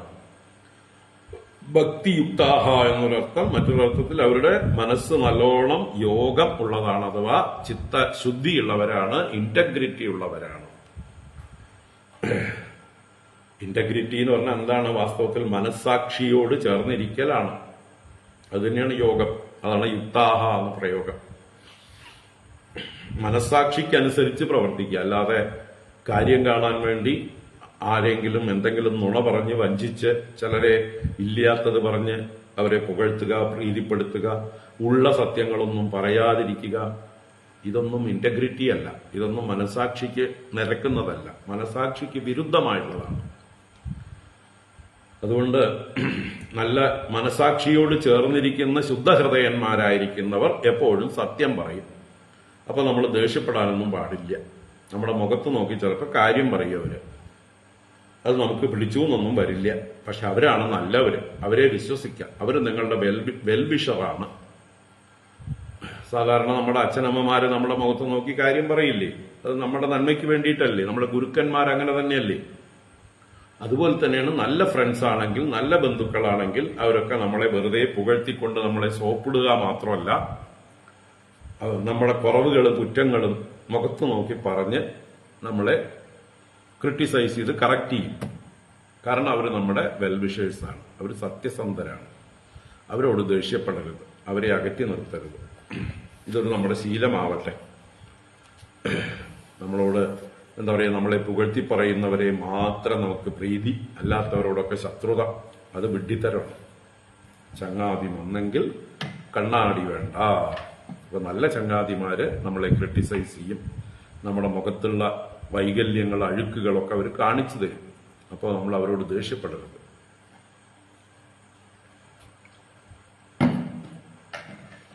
യുക്താഹ എന്ന് പറഞ്ഞതാണ്. അപ്പൊ യുക്താഹ തൈഹി പ്രോക്താഹ യാ ആശിഷഃ, അവരാൽ പറയപ്പെടുന്ന ഏതെല്ലാം ആശീർവചനങ്ങളുണ്ടോ താഹ കഥാചിതപി നിഷ്ഫലാഹ ന ഭവിഷ്യന്തി, ആ ആശീർവചനങ്ങൾ ഒരിക്കലും കഥാചിതപി നിഷ്ഫലാഹ ന ഭവിഷ്യന്തി, ഫലമില്ലാത്തതായിട്ട് ഭവിക്കില്ല, എല്ലാം ഫലിക്കും. കാരണം അവർ സത്യസന്ധരാണ് എന്നർത്ഥം. സ്ഫുടം, വ്യക്തം, സ്പഷ്ടം, ഗ്യാരണ്ടി എന്നർത്ഥം. അതുകൊണ്ട് അങ്ങനെയുള്ള മഹാത്മാക്കൾ പറയുന്നത് നമ്മുടെ നന്മയ്ക്കാണ് എന്ന് കരുതുക. ഇനി അപ്പൊ ഇതോടുകൂടിയിട്ട് നമ്മുടെ ശകടാസുരവധം എന്നുള്ള കഥ കഴിഞ്ഞു. ശകടാസുരൻ വളരെ പ്രത്യക്ഷനായിട്ടൊന്നും വന്നില്ല. അവിടെ ഗോകുലത്തിലുള്ളവരാരും കണ്ടില്ല. ഭഗവാൻ മാത്രമേ കണ്ടുള്ളൂ. ഭഗവാൻ ആ വന്ന ശകടാസുരന് ഗതി കൊടുത്തു.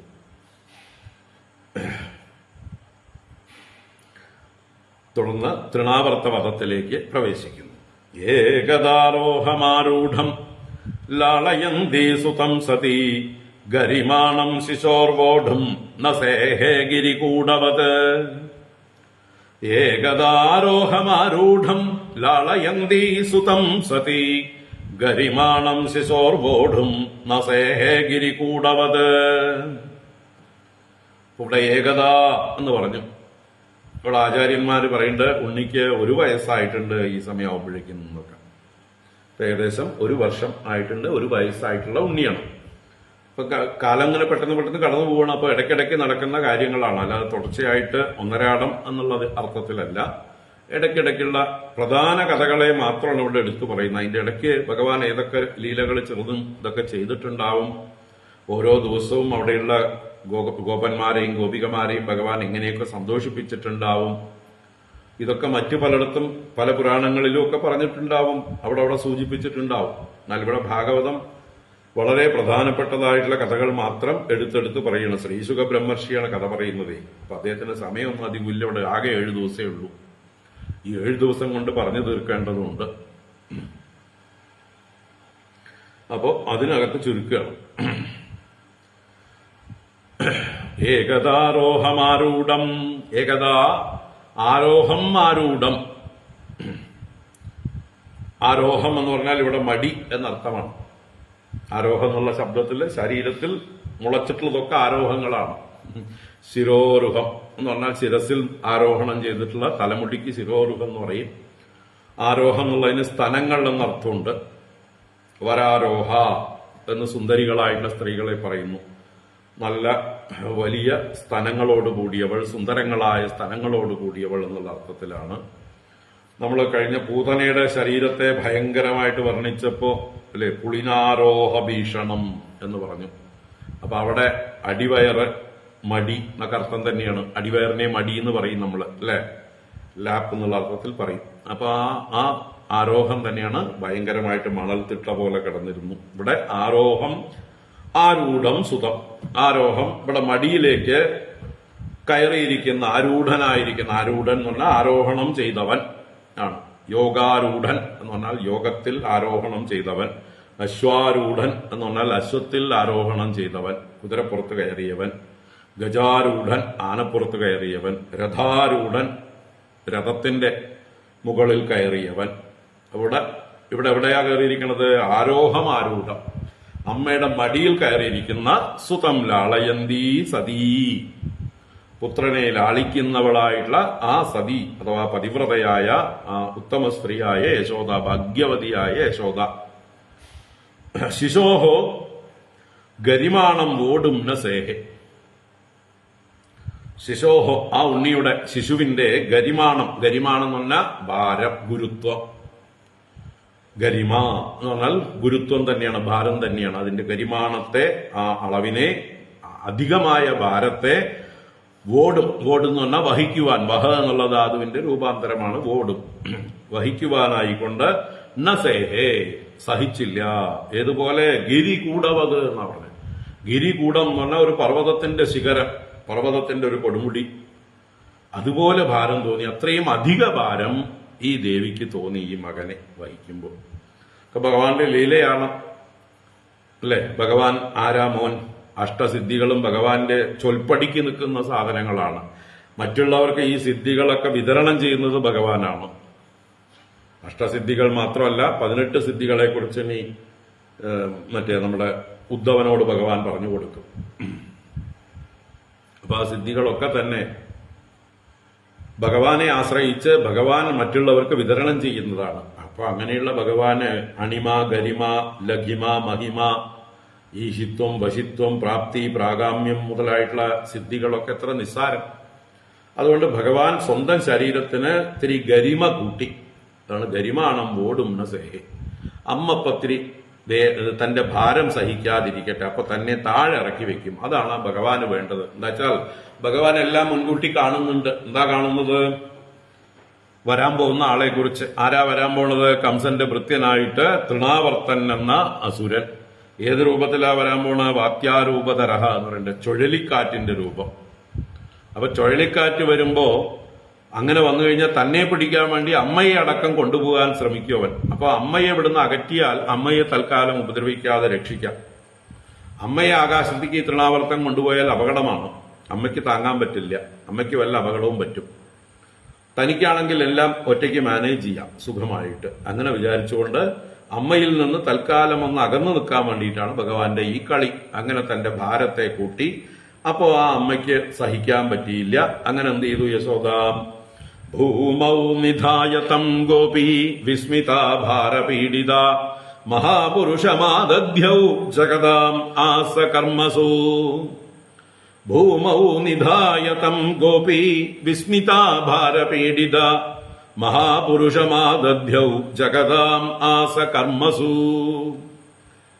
ആ ഗോപി, ഇവിടെ യശോദ ഗോപി, വിസ്മിത ഭാരപീഡിത. ഭാരപീഡിത, ഈ ഭാരം കൊണ്ട് കഴയ്ക്കണു, ശരീരം തളരുന്നു, താങ്ങാൻ വയ്യത്. എന്ത് പറ്റി ഈ ഉണ്ണിക്ക്? വിസ്മിത, വിസ്മയിക്കുകയാണ്.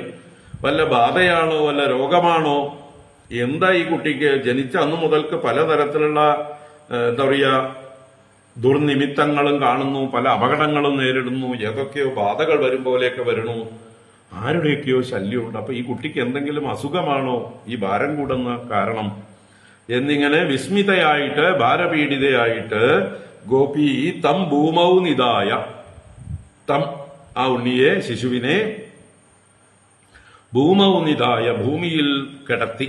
അവിടെ ഒരു ഭാഗത്ത് എന്താ പറയുക പുറത്തുള്ളതായിട്ടുള്ള നമ്മുടെ തിണ്ണ, കോലായ എന്നൊക്കെ പറയുന്ന വരാന്തയില് കിടത്തി എന്നർത്ഥം.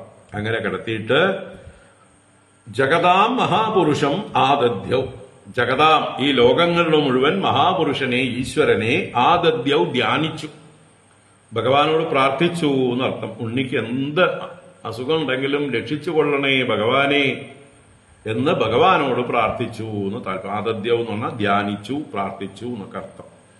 അങ്ങനെ ഭഗവാനോട് പ്രാർത്ഥിച്ചു. എന്നിട്ട് പിന്നെ മനസ്സില്ലാ മനസ്സോടെ ഉണ്ണിയുടെ അടുത്ത് നിന്ന് അകന്നുപോയി. മറ്റു കർമ്മങ്ങളൊക്കെ ഉണ്ട് വീട്ടില്.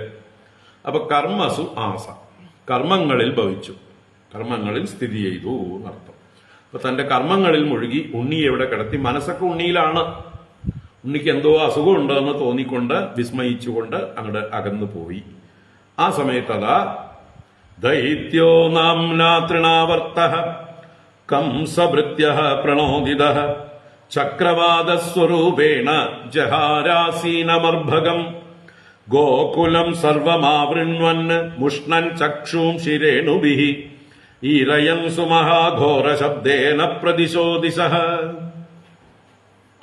ദൈത്യോ നാംനാ തൃണാവർത്തഃ കംസഭൃത്യഃ പ്രണോദിതഃ ചക്രവാതസ്വരൂപേണ ജഹാര ആസീനമർഭകം ഗോകുലം സർവം ആവൃണ്വൻ മുഷ്ണൻ ചക്ഷൂംഷി രേണുഭിഃ ഈരയൻ സുമഹാഘോരശബ്ദേന പ്രതിശോ ദിശഃ. അപ്പൊ ആരാ വന്നത്? ദൈത്യോ നാംന തൃണാവർത്തഃ. ദൈത്യനാണ്, ഒരു അസുരനാണ്. നാംന പേരുകൊണ്ട് തൃണാവർത്തഃ. അപ്പൊ തൃണാവർത്തൻ എന്ന പേരുള്ള കംസഭൃത്യ, കംസന്റെ ഭൃത്യനാളാണ്. പ്രണോദിത, കംസനാൽ പ്രേരിപ്പിക്കപ്പെട്ടവനാണ്. അപ്പോ കംസൻ മനസ്സിലാക്കിയിട്ടുണ്ട് ഈ കംസന്റെ ശത്രു മിക്കവാറും ഈ ഗോകുലത്തിലാണുള്ളത് എന്ന്. കാരണം തന്റെ 2 പ്രഗത്ഭർ ഇവിടെ വെച്ച് കൊല്ലപ്പെട്ടിട്ടുണ്ട്. അല്ലെ? പൂതന ആദ്യം കൊല്ലപ്പെട്ടു, പിന്നീട് ശകടാസുരൻ മറഞ്ഞിരുന്ന് ആക്രമിക്കാൻ വന്ന ആളും തട്ടിപ്പോയി. അപ്പോൾ തീർച്ചയായിട്ടും അല്പം ബുദ്ധിയുണ്ടെങ്കിൽ അദ്ദേഹത്തിന് ചിന്തിക്കാം എങ്ങനെയാണ്, ആരാണ് ഈ തന്റെ ഭൃത്യന്മാരെ വധിച്ചത് എന്ന്. അങ്ങനെ അദ്ദേഹം അറിഞ്ഞിട്ടുണ്ട്, അറിയാത്ത ഭാവത്തിൽ ഭാവിച്ചിരുന്നു. എന്നിട്ട് തന്റെ ഭൃത്യനായിട്ടുള്ള തൃണാവർത്തനെ അയച്ചു. തൃണാവർത്തൻ എന്ന് പറഞ്ഞാൽ തൃണങ്ങളെ ആവർത്തിക്കുന്നവൻ എന്നാണ്. തൃണങ്ങൾ എന്നാൽ പുല്ലിന്റെ വർഗത്തിൽപ്പെട്ടതെല്ലാം. മുളകളും തൃണങ്ങളാണ് അല്ലെ? അപ്പൊ വലിയ വലിയ മരങ്ങളെയും പുല്ലിനെയും എല്ലാം കറക്കി ആകാശത്തേക്ക് ഉയർത്തുന്നവൻ ചുഴലിക്കാറ്റ്. തൃണാവർത്ത. ഇങ്ങനെ ഏത് രൂപത്തിലാ വന്ന? ചക്രവാത സ്വരൂപേണ. ചക്രവാതം എന്ന് പറഞ്ഞാൽ ചക്രാകൃതിയിൽ സഞ്ചരിക്കുന്ന വാതം, ചുഴലിക്കാറ്റ്. അതിന്റെ സ്വരൂപത്തിലാ വന്ന, ചുഴലിക്കാറ്റായിട്ട് വന്ന് ജഹാര ആസീനം അർഭകം. ആസീനം അർഭകം, ആ അമ്മ കിടത്തിയടത്ത് ഇരിക്കുന്ന, ആസീനം എന്ന് പറഞ്ഞാൽ ഇരിക്കുന്ന ഭാവമാണ്. അങ്ങനെ ഇരിക്കുന്ന അർഭകനെ, ഉണ്ണിയെ, അപ്പൊ ഇരിക്കാനൊക്കെ തുടങ്ങിയിട്ടുണ്ട് എന്നർത്ഥം. അപ്പൊ ഒരു വയസ്സായിട്ടുണ്ട്. ആ അർഭകം ജഹാര, ജഹാര ഹരിച്ചു കൊണ്ടുപോയി എന്നർത്ഥം. ഭഗവാനോ അപ്പോഴേക്ക് അനുവദിച്ചു കൊടുത്തു. തന്റെ ഭാരമൊക്കെ കുറച്ചിട്ടുണ്ടാവും. അമ്മയ്ക്ക് ഗുരുതരമായ ഭാരം തോന്നിയെങ്കിലും അമ്മ കൈവിട്ടതോടുകൂടിയിട്ട് ഇനി ഇവനെ അനുവദിച്ചുകൊണ്ട് നീ പൊക്കിക്കോ, ഇവിടുന്ന് വേണ്ട, ആകാശത്ത് പോയിട്ട് മതി നിന്റെ വധം. കാരണം ഇവിടെ മുമ്പേ പൂതനയെ വധിച്ചപ്പോ ആ പൂതനയുടെ കയ്യും കാലുട്ടടിയും ബഹളവും നിലവിളിയൊക്കെ കേട്ട് ആളുകളൊക്കെ പേടിച്ചിട്ടുണ്ട്, ഒരുപാട് കഷ്ടപ്പെട്ടിട്ടുണ്ട്, ഒരുപാട് നാശനഷ്ടങ്ങളൊക്കെ ഉണ്ടായിട്ടുണ്ട്. അതൊന്നും വേണ്ട, ആകാശത്ത് വെച്ച് സൈലന്റ് ആയിട്ട് നിന്റെ പണി കഴിച്ചളയ, ആരും അറിയാതെ. അതാണ് ഭഗവാന്റെ ഉദ്ദേശം. അതുകൊണ്ട് തന്നെ കൊണ്ടുപോകാൻ അനുവദിച്ചു മുകളിലോട്ട്. അങ്ങനെ ജഹാര ആസീനമർഭുകം. അവൻ എങ്ങനെയാ വന്നത്? ഗോകുലം സർവം ആവൃണ്വന് മുഷ്ണൻ ചക്ഷൂംഷി രേണുബിഹി. രേണുബിഹി, രേണുക്കൾ എന്നാൽ ധൂളികൾ. അപ്പൊ മണ്ണിന്റെ പൊടി പറത്തിക്കൊണ്ട് ചക്ഷൂംഷി മുഷ്ണൻ, കാണുന്നവരുടെ കണ്ണുകളെയൊക്കെ മോഷിപ്പിച്ച്, മറ്റേ മുഷ്ണൻ എന്ന് പറഞ്ഞാൽ അതിനെ വഞ്ചിച്ച്, പറഞ്ഞാൽ കണ്ണുകളൊക്കെ അടയ്ക്കാൻ പ്രേരിപ്പിക്കും ഈ പൊടി വരുമ്പോ. അങ്ങനെ എല്ലാവരും കണ്ണടച്ചിരിക്കുന്ന സമയത്ത് ഗോകുലം സർവം ആവൃണ്വൻ, സർവം ഗോകുലത്തെയും ആവരണം ചെയ്തുകൊണ്ട്, ഈ പൊടിപടലങ്ങളെ കൊണ്ട് ഗോകുലം മുഴുവൻ ആവരണം ചെയ്ത്, ഈരയൻ സുമഹാഘോര ശബ്ദേന പ്രതിശോ ദിശഃ. ദിശഃ പ്രതിശഃ, ദിക്കുകളെയും കോണുകളെയും പ്രതിക്കുകളെയും, അല്ലെ? ദിക്കുകൾ, വിദിക്കുകൾ അല്ലെങ്കിൽ പ്രതിക്കുകൾ എന്ന് പറയുന്ന 8 ദിക്കുകളെയും മുകൾ ഭാഗത്തെയും ഒക്കെ പ്രകമ്പനം കൊള്ളിച്ചുകൊണ്ട്, അതാണ് ഘോര സുമഹാഘോര ശബ്ദേന, ഭയങ്കര സീൽക്കാര ശബ്ദത്തോടുകൂടെ ഈരയൻ. ഈരയൻ എന്ന് പറഞ്ഞാല് ശബ്ദിച്ചുകൊണ്ട് എന്നർത്ഥം. എല്ലാം ഇളക്കി മറിച്ചുകൊണ്ടുള്ള ശബ്ദമുണ്ടാക്കിക്കൊണ്ട് ഭയങ്കര ശബ്ദത്തില് ഗോകുലത്തെ ആവരണം ചെയ്തു. ദിക്കുകളൊക്കെ ശബ്ദം കൊണ്ടും പ്രതിധ്വനിച്ചു. അങ്ങനെ എന്താ പറയുക, ആ തൃണാവർത്തൻ വന്നു. മുഹൂർത്തം അഭവത് ഗോഷ്ഠം രജസാ തമസാവൃതം സുതം യശോദാ ന പശ്യത് തസ്മിന്യസ്തവതി യതഃ. മുഹൂർത്തമഭവത് ഗോഷ്ഠം രജസാ തമസാവൃതം സുതം യശോദാ ന പശ്യത് തസ്മിന്യസ്തവതി യതഃ. ഗോഷ്ഠം, ആ ഗോകുലം, ഗോക്കൾ സ്ഥിതി ചെയ്യുന്ന സ്ഥാനമായ ഗോകുലം, മുഹൂർത്തം രജസാ തമസാ ആവൃതം അഭവത്. മുഹൂർത്തം എന്ന് പറഞ്ഞാൽ കുറച്ച് നേരത്തേക്ക്, ഏതാനും നിമിഷ നേരത്തേക്ക് രജസ് എന്ന് പറഞ്ഞാൽ പൊടി കൊണ്ട് ആവൃതമായി. എല്ലായിടത്തും പൊടി പറന്നപ്പോ അത് തന്നെ തമസ്സായി മാറി, അല്ലേ? രജസ് വർദ്ധിച്ചാൽ അത് തമസ്സാകും. പൊടി ധൂളികൾ വന്നു കഴിഞ്ഞാൽ ഇരുട്ട് ബാധിക്കും, അവിടെ അന്ധകാരം ബാധിക്കും. നമ്മുടെ ഉള്ളിലും അങ്ങനെ തന്നെയാണ്. രജോ ഗുണം വർദ്ധിച്ചു വരുമ്പോൾ അത് തമോ ഗുണമായിട്ട് മാറും. അതുകൊണ്ടാണ് നമ്മുടെ ഉള്ളിലുള്ള ഭഗവാനെ നമുക്ക് കാണാൻ കിട്ടാത്തത്. നമ്മുടെ ഉള്ളിലും രജസും തമസും കൊണ്ട് ആവരണം ചെയ്യപ്പെട്ടതുകൊണ്ട് ഉള്ളിലുള്ള സച്ചിദാനന്ദ സ്വരൂപനായ ഭഗവാനെ കാണാൻ പ്രയാസം. ഭഗവാനെ കാണണമെങ്കിലോ ഈ രജസും തമസും ഒക്കെ ഒന്ന് അടങ്ങണം. അപ്പൊ കുറെ നേരം ഈ രജസും തമസും വർദ്ധിച്ചിരുന്നു. മുഹൂർത്തം അഭവത്ത്. ആ സമയത്ത് ആ യശോദാദേവി ഓടി വന്നു. എവിടെയാണോ യതഃ ന്യസ്തവതി, എവിടെയാണോ താൻ ഉണ്ണിയെ ന്യസിച്ചത്, തസ്മിൻ നാപശ്യത് സുതം, തന്റെ സുതനെ നാപശ്യത് കണ്ടില്ല. എവിടെയാണോ വെച്ചത് അവിടെ കാണാനില്ല. ഉണ്ണിയെ കിടത്തിയെടുത്ത് കാണാനില്ല. ഉണ്ണി പോയിരിക്കണു, ഉണ്ണി കാറ്റടിച്ചോണ്ട് പോയിരിക്കണു, തൃണാവർത്തൻ കൊണ്ടുപോയിരിക്കണു. അപ്പൊ തൃണാവർത്തൻ എന്നൊന്നും അറിയില്ല, ഒരു ചുഴലിക്കാറ്റ് വന്ന് ഉണ്ണിയെ തട്ടിക്കൊണ്ടുപോയി. അങ്ങനെ യശോദ ആകെ ബഹളമായി. നാപശ്യത് കശ്ചനാത്മാനം പരം ചാപി വിമോഹിതഃ തൃണാവർത്ത നിശിഷ്ടാഭിഃ ശർക്കരാഭിർ ഉപദ്രുതഃ. നാപശ്യത് കശ്ചനാത്മാനം പരം ചാപി വിമോഹിതഃ തൃണാവർത്ത നിശിഷ്ടാഭിഃ ശർക്കരാഭിരുപദ്രുതഃ.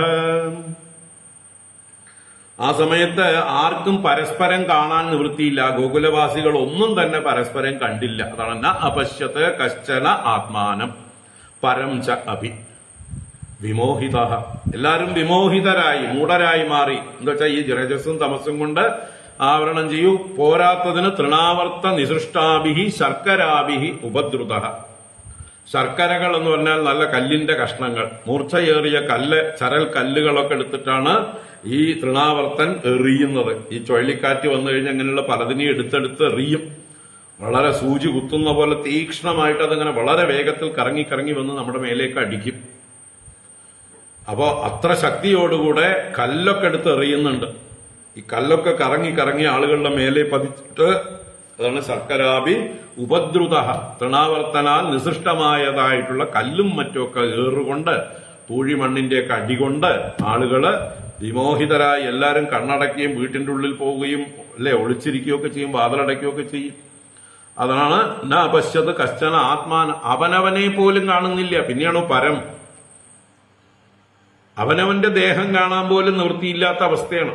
അതാണ് ആത്മാനം ന പശ്യത്. അവനവന്റെ കയ്യും കാലും തലയൊക്കെ എവിടെ ഉണ്ടെന്ന് കാണാൻ പറ്റാത്ത അവസ്ഥ. അങ്ങനെ കണ്ണടച്ചു എല്ലാവരും. അപ്പൊ പിന്നെ പരം ചാപി. മറ്റൊരാളെ കാണാൻ പറ്റുമോ? അടുത്തുള്ള ആളെ കാണാൻ പറ്റുമോ? തീരെയില്ല. അത്ര ഭയങ്കരനായിരുന്നു ഈ കാറ്റ് എന്ന് പറയുക. അങ്ങനെയുള്ള കാറ്റുകൊണ്ട് എല്ലാവരും പരസ്പരം കാണാതെ ഭയപ്പെട്ടുകൊണ്ട് കല്ലേറുകൊണ്ട് എല്ലാവരും അകന്ന് വീടുകളിലൊക്കെ ഒളിച്ചിരിക്കും പോലെ അവസ്ഥയായി. ഇതിഘരപവന ചക്രപാം സുവർഷേ സുതപദവീം അബലാവിലക്ഷ്യമാതാ ആതികരുണമനുസ്മരന്ത്യശോചത് ഭുവി പതിതാമൃതവത്സഗായതാഗൗ. ഇതിഘരപവന ചക്രപാം സുവർഷേ സുതപദവീം അബലാവിലക്ഷ്യമാതാ അതികരുണമനുസ്മരന്ത്യശോചത് ഭുവി പതിതാമൃതവത്സഗായതാഗൗ. അപ്പോ ഇതി ഇങ്ങനെയൊക്കെ ഖരപവന ചക്രപാംസു വർഷേ. ഖരപവനം എന്ന് പറഞ്ഞാൽ നല്ല കഠിനമായ കാറ്റ്, ഭയങ്കരമായ കാറ്റ്. ഖരശബ്ദം കഠിനമായത് എന്ന് സൂചിപ്പിക്കുന്നതാണ്. അപ്പൊ കഠിനമായിട്ടുള്ള കാറ്റ്, അതുപോലെ ചക്രപാംസു. ചക്രപാംസു ചുഴലിക്കാറ്റ് കൊണ്ടുള്ള, അല്ലെങ്കിൽ പവനചക്രന്റെ പാംസു വർഷം കൊണ്ട്, കല്ലേറും മണ്ണേറും കൊണ്ട് അല്ലെ, കല്ലും മണ്ണും വന്ന് വാരി എറിഞ്ഞ് എല്ലാവരെയും അകറ്റിയതായിട്ടുള്ള ആ സമയത്ത് ആ മാതാ യശോദ സുതപദവിയും അബല അവിലക്ഷ്യ. അബലയായ പാവം ആ അമ്മ ഉണ്ണിയെ തെരയുകയാണ്. എവിടെ എവിടെ എവിടെ എന്ന് പറഞ്ഞ് തെരയുകയാണ്. പക്ഷേ സുതന്റെ പദവി, സുതന്റെ സ്ഥാനം എവിടെയാണ് അവൻ ഉള്ളത് എന്ന് അവിലക്ഷ്യ. അവിലക്ഷ്യ ന വിലക്ഷ്യ, കണ്ടില്ല, എവിടെയാണെന്ന് കാണാതെ അതികരുണം അനുസ്മരന്തി അശോചത്. അതികരുണം, വല്ലാതെ ദീനദീനമായിട്ട് മറ്റുള്ളവരൊക്കെ കേൾക്കും പോലെ അനുസ്മരന്തി, ഓരോന്ന് ആലോചിച്ചുകൊണ്ട് എന്ത് പറ്റിയിട്ടുണ്ടാവും ഉണ്ണിക്ക്, എന്ത് പറ്റിയിട്ടുണ്ടാവും ഉണ്ണിക്ക്, ഏതാപത്താണ്, എവിടെ പോയി കിടക്കണോ, ആര് കൊണ്ടുപോയോ, ഇനി ആരെങ്കിലും രക്ഷിച്ചിട്ടുണ്ടോ ഇടയിൽ വന്നിട്ട്,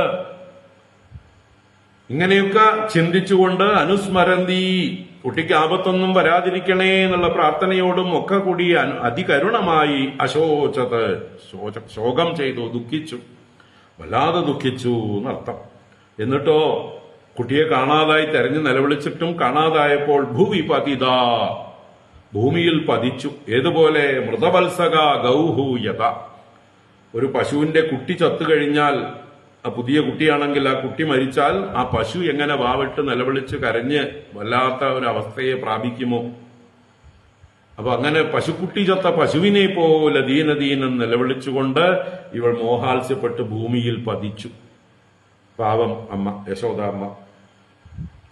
തദിതമനുനിശമ്യ തത്ര ഗോപ്യോ വൃഷമനുതപ്തധിയോ അശ്രുപൂർണമുഖ്യഃ രുരുദുരനുലഭ്യ നന്ദസൂനം പവന ഉപാരത പാംസുവർഷവേഗേ തദിതമനുനിശമ്യ തത്ര ഗോപ്യോ വൃഷമനുതപ്തധിയോ അശ്രുപൂർണമുഖ്യഃ രുരുദുരനുപലഭ്യ നന്ദസൂനം പവന ഉപാരത പാംസുവർഷവേഗേ.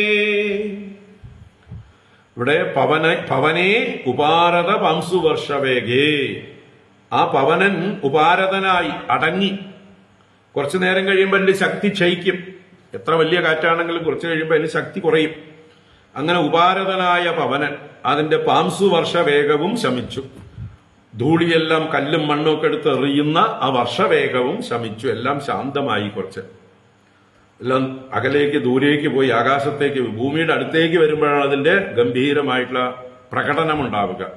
ആകാശത്ത് പറത്തിക്കാനൊന്നും ഇല്ലാത്തതുകൊണ്ട് അത് പൊങ്ങിപ്പോയി കഴിഞ്ഞാൽ ശല്യം തീർന്നു.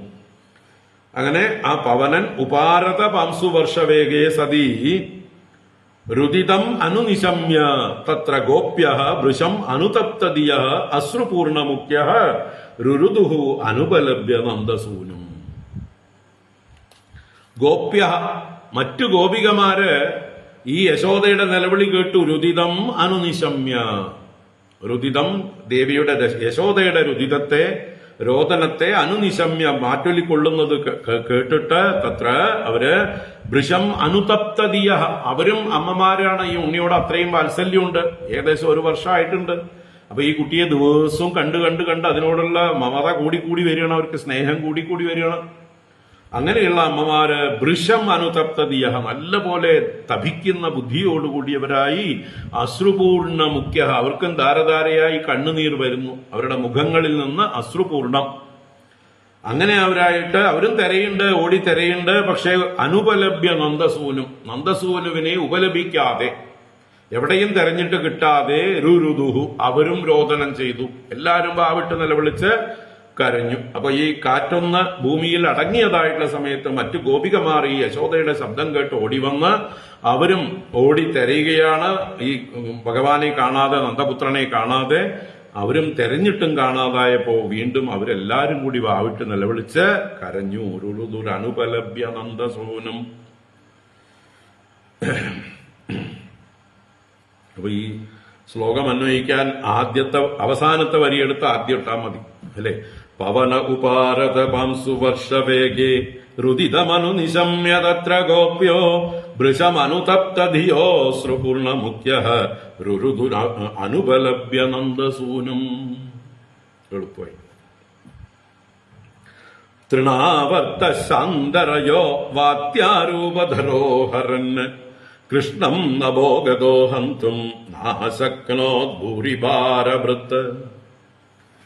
തൃണാവർത്ത ശാന്തരയോ വാത്യാരൂപധരോഹരൻ കൃഷ്ണം നഭോഗതോ ഗന്ധും നാശക്നോത് ഭൂരിഭാരവൃത്ത്. ആ തൃണാവർത്തൻ എന്ന അസുരൻ, തൃണാവർത്ത വാത്യാരൂപധര ചക്രവാത രൂപത്തെ ധരിച്ചു വന്നവനാണ്. ചുഴലിക്കാറ്റിന്റെ രൂപത്തെ ധരിച്ചു വന്നവനാണ് അവൻ. കൃഷ്ണം ഹരന്, കൃഷ്ണനെ ഭൂമിയിൽ നിന്ന് ഹരിച്ചെടുത്തപ്പോൾ കൃഷ്ണൻ ഭാരം കുറച്ചു കൊടുത്തു. പിന്നെ മുകളിലേക്ക് പോകുന്നതോറും ഭഗവാൻ ഭാരം കൂട്ടാൻ തുടങ്ങി. അപ്പൊ എന്തായി? ശാന്തരയ, അവന്റെ വേഗം ശമിച്ചു. രയം എന്നാൽ വേഗമാണ്. ശാന്തരയ ശാന്തവേഗ, ശക്തി ക്ഷയിച്ചു എന്നർത്ഥം. ഭഗവാനെ അങ്ങോട്ട് പിടിച്ചപ്പോഴേക്കും ഭഗവാൻ ഇങ്ങടും പിടിച്ചു. തൃണാവർത്തനെ പിടിക്കേണ്ട മർമ്മത്തിൽ തന്നെ പിടിക്കേണ്ട. ഒരു ഉണ്ണി, ഒരു കുട്ടി എങ്ങനെയാണോ വീഴാതിരിക്കാൻ വേണ്ടി അച്ഛന്റെയൊക്കെ കഴുത്തിൽ ചുറ്റിപ്പിടിക്കുക, അതുപോലെ ഈ തൃണാവർത്തന്റെ കഴുത്തിലാണ് ചുറ്റിപ്പിടിച്ചത്. അപ്പൊ പിന്നെ തൃണാവർത്തന് തന്റെ ശക്തി ക്ഷയിക്കാൻ തുടങ്ങി. അതാണ് ശാന്തരയ. അങ്ങനെ ശാന്തരയ നഭഃ ഗതഃ, ഈ കുട്ടിയും കൊണ്ട് ആകാശത്തിലേക്ക് പോയതാണ്.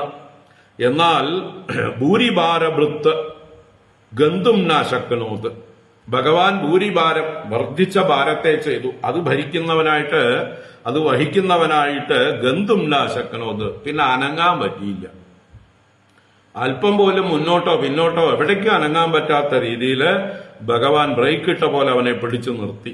തന്റെ ഭാരം കൊണ്ട് ഈ ഇവന്റെ ശക്തിയെ മുഴുവൻ ക്ഷയിപ്പിച്ച് നിസ്സാരനാക്കി ചെയ്തു. എത്ര ശക്തനാണ് ഈ തൃണാവർത്തൻ! എന്നിട്ടും ആ തൃണാവർത്തനെ ഭഗവാൻ ഒരു കൊച്ചു കുട്ടി പറയാൻ, പക്ഷെ തന്റെ ആ ബലം കൊണ്ട്, തന്റെ പിടുത്തം കൊണ്ട് അവനെ അടക്കി എന്ന് പറയാം. അവൻ അനങ്ങാൻ പറ്റാത്ത രീതിയിലായിപ്പോയി. എന്നിട്ടോ തം അശ്മാനം മന്യമാനഃ ആത്മനോ ഗുരുമത്തയാ ഗളേ ഗൃഹീത ഉത്സ്രഷ്ടും നാശക്നോദത്ഭുതാർഭകം. തം അശ്മാനം മന്യമാനഃ ആത്മനോ ഗുരുമത്തയാ ഗളേ ഗൃഹീത ഉത്സ്രഷ്ടും നാശക്നോദത്ഭുതാർഭകം.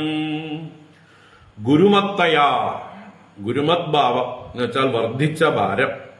ആ ഭാരം വർദ്ധിച്ചതുകൊണ്ട് തം അശ്മാനം മന്യമാനഃ, ഇവൻ എന്താ വല്ല പാറക്കല്ലാണോ എന്ന് കരുതി.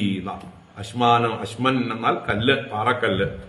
അപ്പൊ അശ്മാനം മന്യമാന, പാറക്കല്ലെന്ന് കരുതി ഇതൊരു വല്ലാത്ത ഭാരമുള്ള ഒരു പർവ്വത കൂടമാണെന്ന് തോന്നുന്നു എന്ന് വിചാരിച്ച് ആത്മനഃ ഗളേ ഗൃഹീത, എന്നാൽ തന്റെ കണ്ടത്തിൽ പിടിച്ചിട്ടുണ്ട്, തന്നെ മുറുക്ക പിടിച്ചിട്ടുണ്ട്.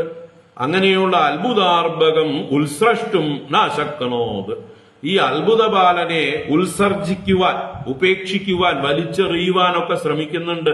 കൊടഞ്ഞ് തള്ളി വീഴ്ത്തിയിടാനൊക്കെ ശ്രമിക്കുന്നുണ്ട് ഈ ആകാശത്തുനിന്ന്. പക്ഷെ ഭഗവാനുണ്ടോ വിടുന്നു? നാശക്നോത്, ശക്തനായില്ല. ഇത് ലോകർക്ക് മുഴുവൻ കാണിച്ചു തരണം. എന്നെ ആരെങ്കിലും ഇങ്ങോട്ട് ഒന്ന് പിടിച്ചാൽ മതി, ഞാൻ പിന്നെ തിരിച്ച് അങ്ങോട്ട് പിടിക്കും. എന്റെ പിടുത്തത്തിനാണ് അനുഗ്രഹം എന്ന് പറയുക. നിങ്ങൾ പിടിക്കുന്നത് ഗ്രഹം, നിങ്ങൾ ഗ്രഹിച്ചാൽ ഞാൻ തിരിച്ചു പിടിക്കുന്നതാണ് അനുഗ്രഹം. പക്ഷെ എന്റെ സ്വഭാവം എന്താ വെച്ചാൽ ഒരിക്കൽ പിടിച്ചാൽ പിന്നെ വിടുന്ന പ്രശ്നമില്ല. അത് ആരാണെങ്കിലും ശരി, ഏത് ഭാവത്തിലാണെങ്കിലും ശരി, എന്നോട് ദേഷ്യത്തോട് കൂടിയിട്ടാണെങ്കിലും ശരി, എന്നോട് സ്നേഹത്തോട് കൂടിയിട്ടാണെങ്കിലും ശരി, ഏത് ഭാവത്തിൽ എന്നെ പിടിച്ചാലും ഞാൻ അവരെ വിടില്ല. ഭഗവാന്റെ സ്വഭാവമാണത്. ഇപ്പൊ നമ്മളെയൊക്കെ പിടികൂടിയിരിക്കുകയാണ് അല്ലേ? ഭഗവാൻ വിടുന്നില്ലല്ലോ. വിടാൻ തോന്നുന്നുണ്ടോ? വിടാൻ സാധിക്കുന്നുണ്ടോ? എന്താ വേണ്ട? ഭഗവാൻ വിടില്ല. അപ്പോ ആ ഭഗവാന്റെ അനുഗ്രഹ സ്വഭാവമാണ്. തന്നെ ആരെങ്കിലും ഒരിക്കലെങ്കിലും എന്തെങ്കിലും ആവശ്യത്തിന് വേണ്ടി പിടിച്ചാൽ ഭഗവാൻ മുറുക്ക പിടിക്കും എന്ന് ഇവന്റെ കണ്ടത്തിൽ പിടിച്ചുകൊണ്ട് നമുക്ക് ലോകത്തിന് സൂചിപ്പിച്ചു തരികയാണ്. അവനെ തള്ളി വീഴ്ത്തിയിടാനൊക്കെ അവൻ പരമാവധി ശ്രമിച്ചു. നാശക്തനോത്, ശക്തനായില്ല. ഗളഗ്രഹണ നിശ്ചേഷ്ടോ ദൈത്യോ നിർഗതലോചന അവ്യക്തരാവോ ന്യപതത് സഹബാലോ വ്യസുർവ്രജേ. ഗളഗ്രഹണ നിശ്ചേഷ്ടോ ദൈത്യോ നിർഗതലോചന അവ്യക്തരാവോ ന്യപതത് സഹബാലോ വ്യസുർവ്രജേ. അങ്ങനെ ഭഗവാൻ കണ്ടത്തിൽ പിടിച്ചു. ഗളഗ്രഹണം കൊണ്ട് നിശ്ചേഷ്ടനായി, ആനങ്ങാൻ പറ്റാത്തവനായി, ചേഷ്ടയില്ലാത്തവനായി. ആ ദൈത്യ നിർഗതലോചന, അദ്ദേഹത്തിന്റെ ലോചനം നിർഗതം, പുറത്തേക്ക് തള്ളി കണ്ണ് തുറിച്ചു. കഴുത്തിന് പിടിച്ചാൽ കണ്ണ് തുറിക്കും അല്ലെ? ശ്വാസം മുട്ടിക്കഴിഞ്ഞാല്, കണ്ഠരോധം വന്നു കഴിഞ്ഞാല് കണ്ണ് തുറിക്കും. അപ്പൊ അങ്ങനെ കണ്ണ് തുറിച്ച് പുറത്തേക്ക് തള്ളി വന്നു. നിർഗതലോചന. ശബ്ദം എന്തൊക്കെയോ ഉണ്ടാക്കാൻ ശ്രമിക്കുന്നുണ്ട്. പക്ഷെ ഭഗവാൻ മനഃപൂർവ്വം ഇവന്റെ ശബ്ദം പുറത്ത് കേൾക്കേണ്ട, ആരും പേടിക്കരുത്. പണ്ട് പൂതനയുടെ ശബ്ദം കേട്ട് പലരും മോഹാത്സ്യപ്പെട്ടു വീണു. ഇവന്റെ ശബ്ദം പുറത്തു വരരുത് എന്ന് പറഞ്ഞിട്ട് ശബ്ദം ഉണ്ടാകുന്ന സ്ഥാനത്ത് തന്നെ അടക്കി പിടിച്ചു, തൊണ്ടക്കുഴിയിൽ അമർത്തി പിടിച്ചു എന്നർത്ഥം. പണ്ട് അവന്റെ ശബ്ദത്തിന് വ്യക്തത ഉണ്ടാവുക, അതാണ് അവ്യക്തരാവഹ. രാവം നൽ ശബ്ദം, അത് അവ്യക്തം. നിലവിളിയോ ഒന്നും വ്യക്തമായില്ല, ആരും കേട്ടില്ല. മുമ്പ് അടിച്ചിരുന്ന കാറ്റിന്റെ ശക്തിയേക്കാൾ കുറവായിരുന്നു ഇവന്റെ ശബ്ദത്തിന്.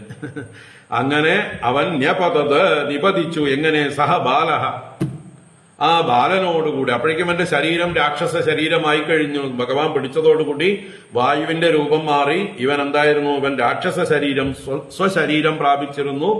അവൻ ബാലനോടുകൂടി വ്യസുഹു വിഗതമായ അസുവോടുകൂടി പ്രാണൻ പോയിട്ട് ചത്ത് മലച്ച് വ്രജയെ ന്യപതത്, ആ ഗോകുലത്തിൽ തന്നെ വീണു. ഏതോ ഒരു പാറപ്പുറത്താണ് വീണത്.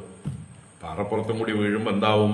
അവന്റെ ശരീരം ചതഞ്ഞ് ചമ്മന്തിയാവും. പക്ഷെ ഭഗവാൻ അവന്റെ മുകളിലായതുകൊണ്ട് ഒരു കുഷന്റെ മുകളിൽ വീണത് പോലെയുള്ളൂ ഭഗവാന് യാതൊരു ഹാനിയുമില്ല, ഒരു ഉപദ്രവവും ഉണ്ടായിട്ടില്ല. ഇവന്റെ മേലെ ഭഗവാൻ വീണു. ഇവൻ അടിയിൽ കുഷനായിട്ട് വീണു, ചതഞ്ഞ് വീണു. തമന്തരിക്ഷാത് പതിതം ശിലായാം വിശീർണ സർവാവയവം കരാളം പുരം യഥാ രുദ്രശരേണ വിദ്ധം സ്ത്രിയോരുദത്യോ ദദൃശുഃ സമേതാഃ.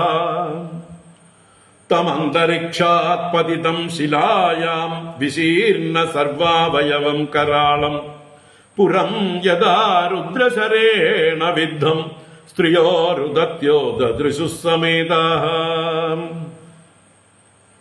അപ്പൊ തം അന്തരിക്ഷാത് പതിതം ശിലായാം, അവൻ എവിടുന്ന്? അന്തരീക്ഷത്തിൽ നിന്ന്, ഉയരത്തിൽ നിന്ന് ശിലായാം പതിതം, വലിയൊരു പാറയുടെ മുകളിലാ വന്ന് പതിച്ചത്.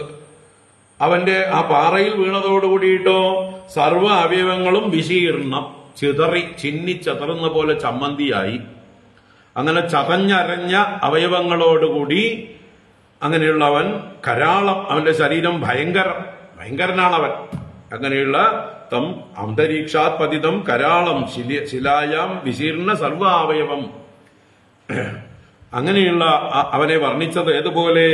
രുദ്രശരേണ വിദ്ധം പുരം യഥാ. കാണുന്ന കാഴ്ച ഉപമിച്ചതാണ്. രുദ്രശരേണ വിദ്ധം പുരം യഥ, ത്രിപുരാന്തകനായ ഭഗവാൻ ആ ത്രിപുരങ്ങളെ ദഹിപ്പിക്കാനായിട്ട് തന്റെ ശരങ്ങൾ കൊണ്ട് എങ്ങനെയാണോ ആ പുരങ്ങളെ ആക്രമിച്ച് ഛിന്ന ഭിന്നമാക്കിയത്, തകർത്തെറിഞ്ഞത്.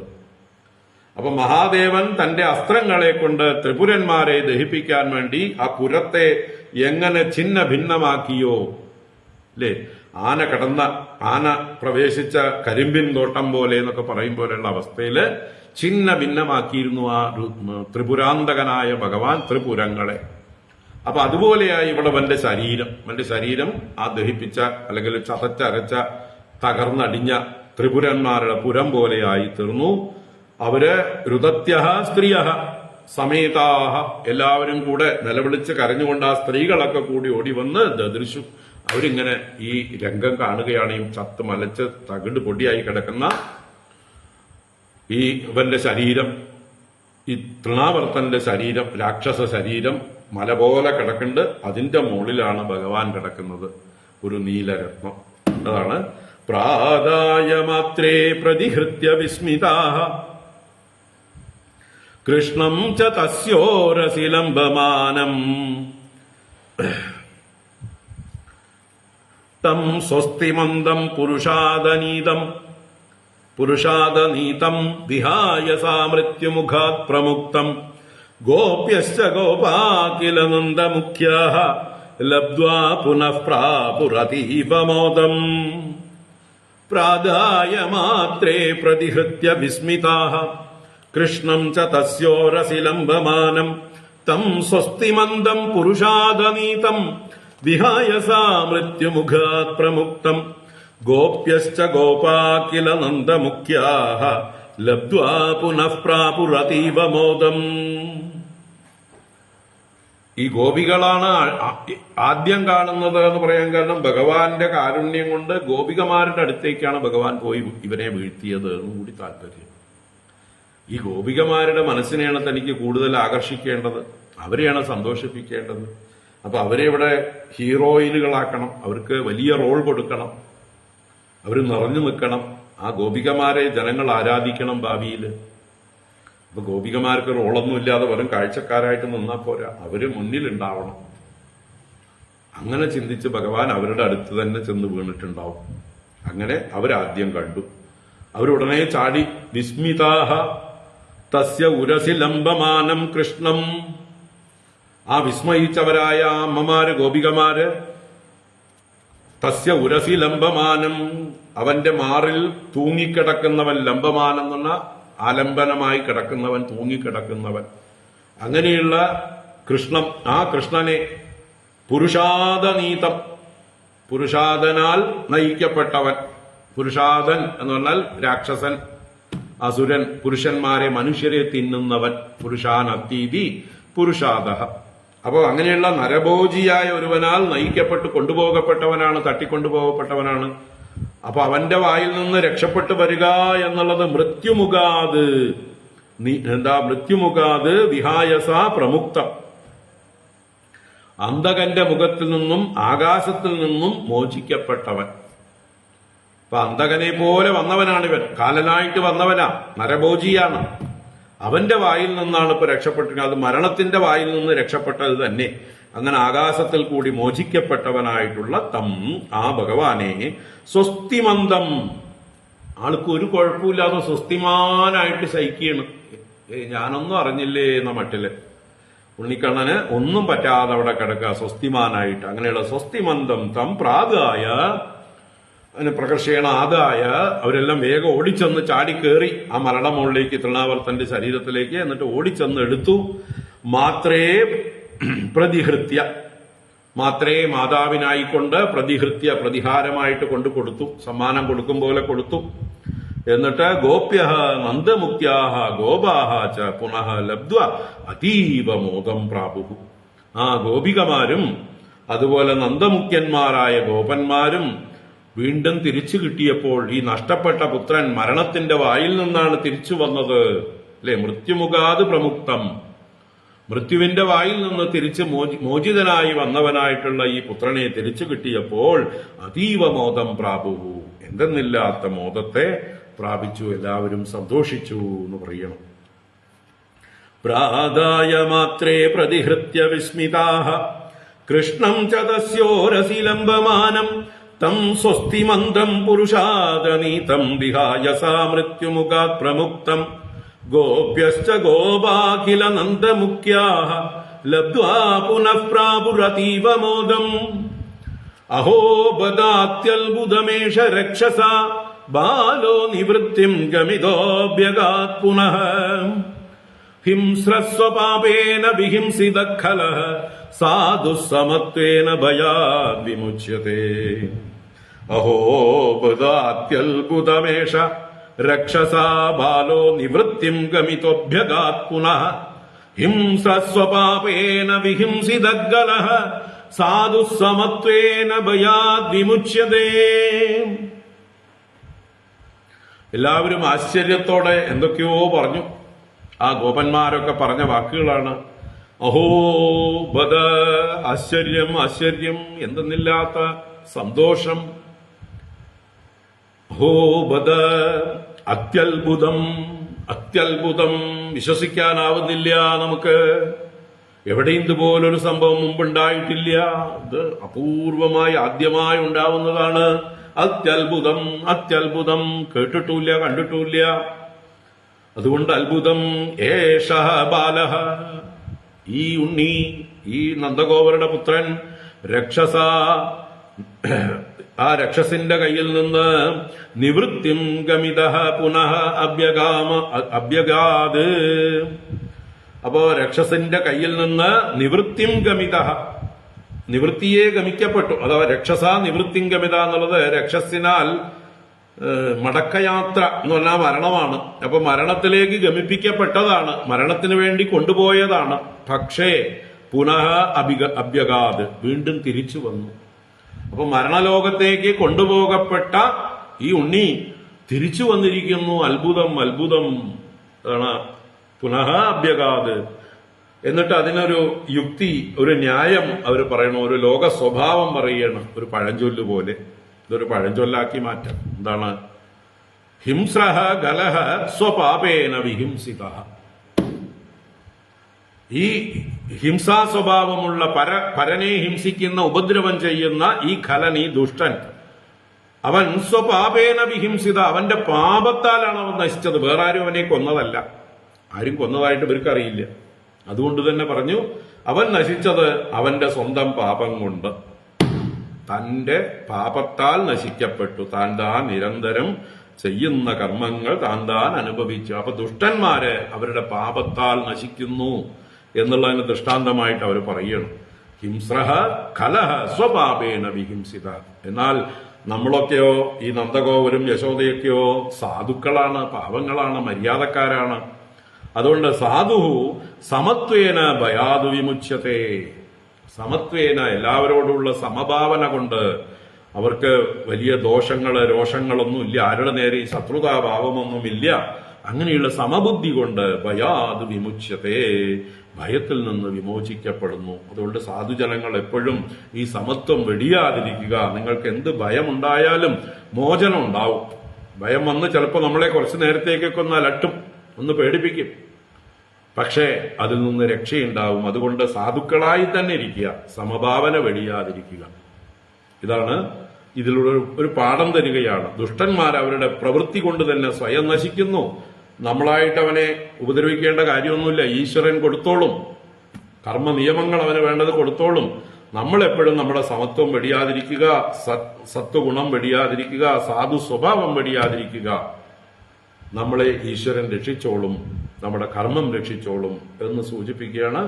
ഹിംസ്രസ്വപാപേന വിഹിംസിത ഖലഃ സാധുസമത്വേന ഭയാത് വിമുച്യതേ. കിം നസ്തപശ്ചീർണം അധോക്ഷജാർച്ചനം പൂർത്തേഷ്ടദത്തം ഉത ഭൂതസൗഹൃദം യൽ സംപരേതഃ പുനരേവ ബാലകോ ദിഷ്ട്യാ സ്വബന്ധൂൻ പ്രണയന്നുപസ്ഥിതഃ. കിം നസ്തപശ്ചീർണം അധോക്ഷജാർച്ചനം പൂർത്തേഷ്ടദത്തം ഉത ഭൂതസൗഹൃദം യൽ സംപരേതഃ പുനരേവ ബാലകോ ദിഷ്ട്യാ സ്വബന്ധൂൻ പ്രണയന്നുപസ്ഥിതഃ. നമ്മളാൽ എന്ത് തപസ്സാണ് ചെയ്യപ്പെട്ടിരിക്കുന്നത്, ഭഗവാനെ നമ്മൾ എന്ത് പൂജയാണ് ചെയ്തിരിക്കുന്നത്, നമ്മൾ ഏതേത് പൂർത്തകർമ്മങ്ങളും ഏതേത് ഇഷ്ടകർമ്മങ്ങളുമാണ് ഏതേത് ദാനകർമ്മങ്ങളുമാണ് ചെയ്തത്, ഏതൊക്കെ ജീവജാലങ്ങൾക്ക് നമ്മൾ നല്ലത് ചെയ്തിട്ടുണ്ട്, എന്തോ നല്ലത് ചെയ്തിട്ടുണ്ട്, നമുക്കറിയില്ല. അദൃഷ്ടം അദൃഷ്ടം, ഭാഗ്യം ഭാഗ്യം. അതാണ് ദിഷ്ട്യ. എന്തോ നമ്മൾ സത്കർമ്മങ്ങൾ ചെയ്തിട്ടുണ്ട് എന്നുള്ളത് ഉറപ്പ്.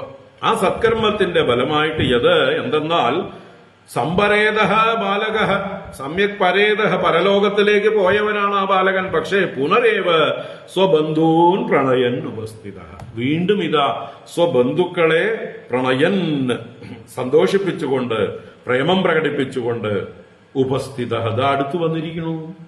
പോയ ആളാണ്, ഇനി കിട്ടില്ല എന്ന് വിചാരിച്ച്, കിട്ടുകയാണെങ്കിലും മൃതശരീരം കിട്ടുമെന്ന് വിചാരിച്ചതാണ്.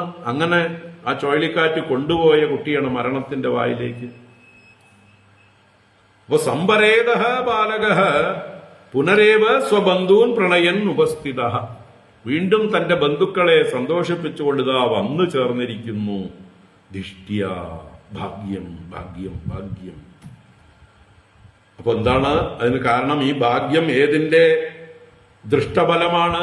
നമ്മൾ ചെയ്ത അദൃഷ്ട കർമ്മങ്ങളുടെ ഫലമാണ്. എന്താണ് നമ്മൾ ചെയ്തത്? അതാണ് നഹ കിം തപഃ ചീർണം. നഹ എന്ന് പറഞ്ഞാൽ അസ്മാഭി, നമ്മളാൽ കിം തപഃ ചീർണം, ഏത് തപസ്സാണ് ആചരിക്കപ്പെട്ടത്? അധോക്ഷജാർച്ചനം വാ ഉത. ഇനി നമ്മള് ഭഗവാനെ വിഷ്ണുവിനെ നല്ലോണം പൂജിച്ചിട്ടുണ്ട് തോന്നുന്നു. ആ രക്ഷകനായ വിഷ്ണുവാണ് ഈ ഉണ്ണിയെ രക്ഷിച്ചത്. രക്ഷകനാണ് വിഷ്ണു, അധോക്ഷജൻ അല്ലേ? ആ അധോക്ഷജനെ വേണ്ട പോലെ പൂജിച്ചിട്ടുണ്ട് തോന്നുന്നു നമ്മൾ ഈ ജന്മത്തിലോ പൂർവ്വജന്മത്തിലോ എപ്പോഴോ. അല്ലെങ്കിൽ പൂർത്തേഷ്ടദത്തം, പൂർത്തകർമ്മങ്ങൾ എന്ന് പറഞ്ഞാൽ സാമൂഹ്യ സേവന കർമ്മങ്ങൾ, കിണറുകൾ, കുളങ്ങൾ, എന്താ പറയുക, തണ്ണീർ പന്തലുകൾ, ഇങ്ങനെയുള്ളതൊക്കെ സേവന പ്രവർത്തനങ്ങളൊക്കെ ചെയ്യുക. അപ്പൊ പൂർത്തകർമ്മങ്ങള്, ഇഷ്ടങ്ങൾ എന്ന് പറഞ്ഞാല് യജ്ഞങ്ങൾ നടത്തുക, ഇഷ്ടികർമ്മങ്ങള്. അതുപോലെ ദത്തം എന്ന് പറഞ്ഞാൽ ദാനങ്ങൾ ചെയ്യുക, ധാരാളം ദാനം, അന്നാദികളൊക്കെ ദാനം ചെയ്തിട്ടുണ്ട് നമ്മൾ, തീർച്ച. അത് അല്ലെങ്കിൽ ഭൂത സൗഹൃദം, സർവപ്രാണികളെയും സ്നേഹിക്കുന്ന പ്രവൃത്തി നമ്മൾ ചെയ്തിട്ടുണ്ട്. ഭൂതങ്ങൾക്കൊക്കെ നമ്മൾ നല്ലത് ചെയ്തിട്ടുണ്ട്. പശുക്കളെ ഇപ്പൊ നോക്കി വളർത്തുന്നില്ലേ നല്ല സ്നേഹത്തോടെ? മറ്റ് വളർത്തു മൃഗങ്ങൾ പലതുമുണ്ട്. പ്രകൃതിയിലുള്ള എല്ലാ ജീവജാലങ്ങളെയും സ്നേഹിക്കുന്നവരാണ്, തീർച്ചയാണ്. അപ്പൊ അവരുടെ ആ ഒരു മറ്റ് ജീവജാലങ്ങൾക്ക് ചെയ്യുന്ന സേവനം, ഇതൊക്കെ കൊണ്ടാണ് തീർച്ചയായിട്ടും സംപരേതനായ നമ്മുടെ ബാലകൻ ഇതാ വീണ്ടും തിരിച്ചു വന്ന് നമ്മളെയൊക്കെ സന്തോഷിപ്പിച്ചിരിക്കുന്നത്. ഭാഗ്യം ഭാഗ്യം ഭാഗ്യം എന്ന് അവരെല്ലാം പരസ്പരം പറഞ്ഞു. ഇനി നമുക്ക് നാളത്തെ ക്ലാസ്സിൽ തുടരാം. 33 മുതൽക്കുള്ള ശ്ലോകങ്ങൾ അടുത്ത അധ്യായത്തിന്റെ കൂടെ ആയിട്ട് ചേർത്ത് പറയാം. ഓം കായേന വാചാ മനസേന്ദ്രിയൈർവാ ബുദ്ധ്യാത്മനാ വാ പ്രകൃതേ സ്വഭാവാത് കരോമി യദ്യത് സകലം പരസ്മൈ നാരായണായേതി സമർപ്പയാമി. ഓം ശാന്തി ശാന്തി ശാന്തി. ഹരി ഓം. ശ്രീ ഗുരുഭ്യോ നമഃ. ഹരി ഓം. നാരായണ. നാളെ രാവിലെ കാണാം. നാളെ രാവിലെ 11 മണിക്ക്. ഹരി ഓം.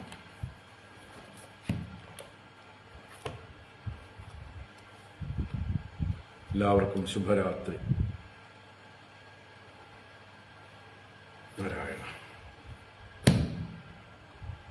ഹരി ഓം. ഹരി ഓം. ഹരി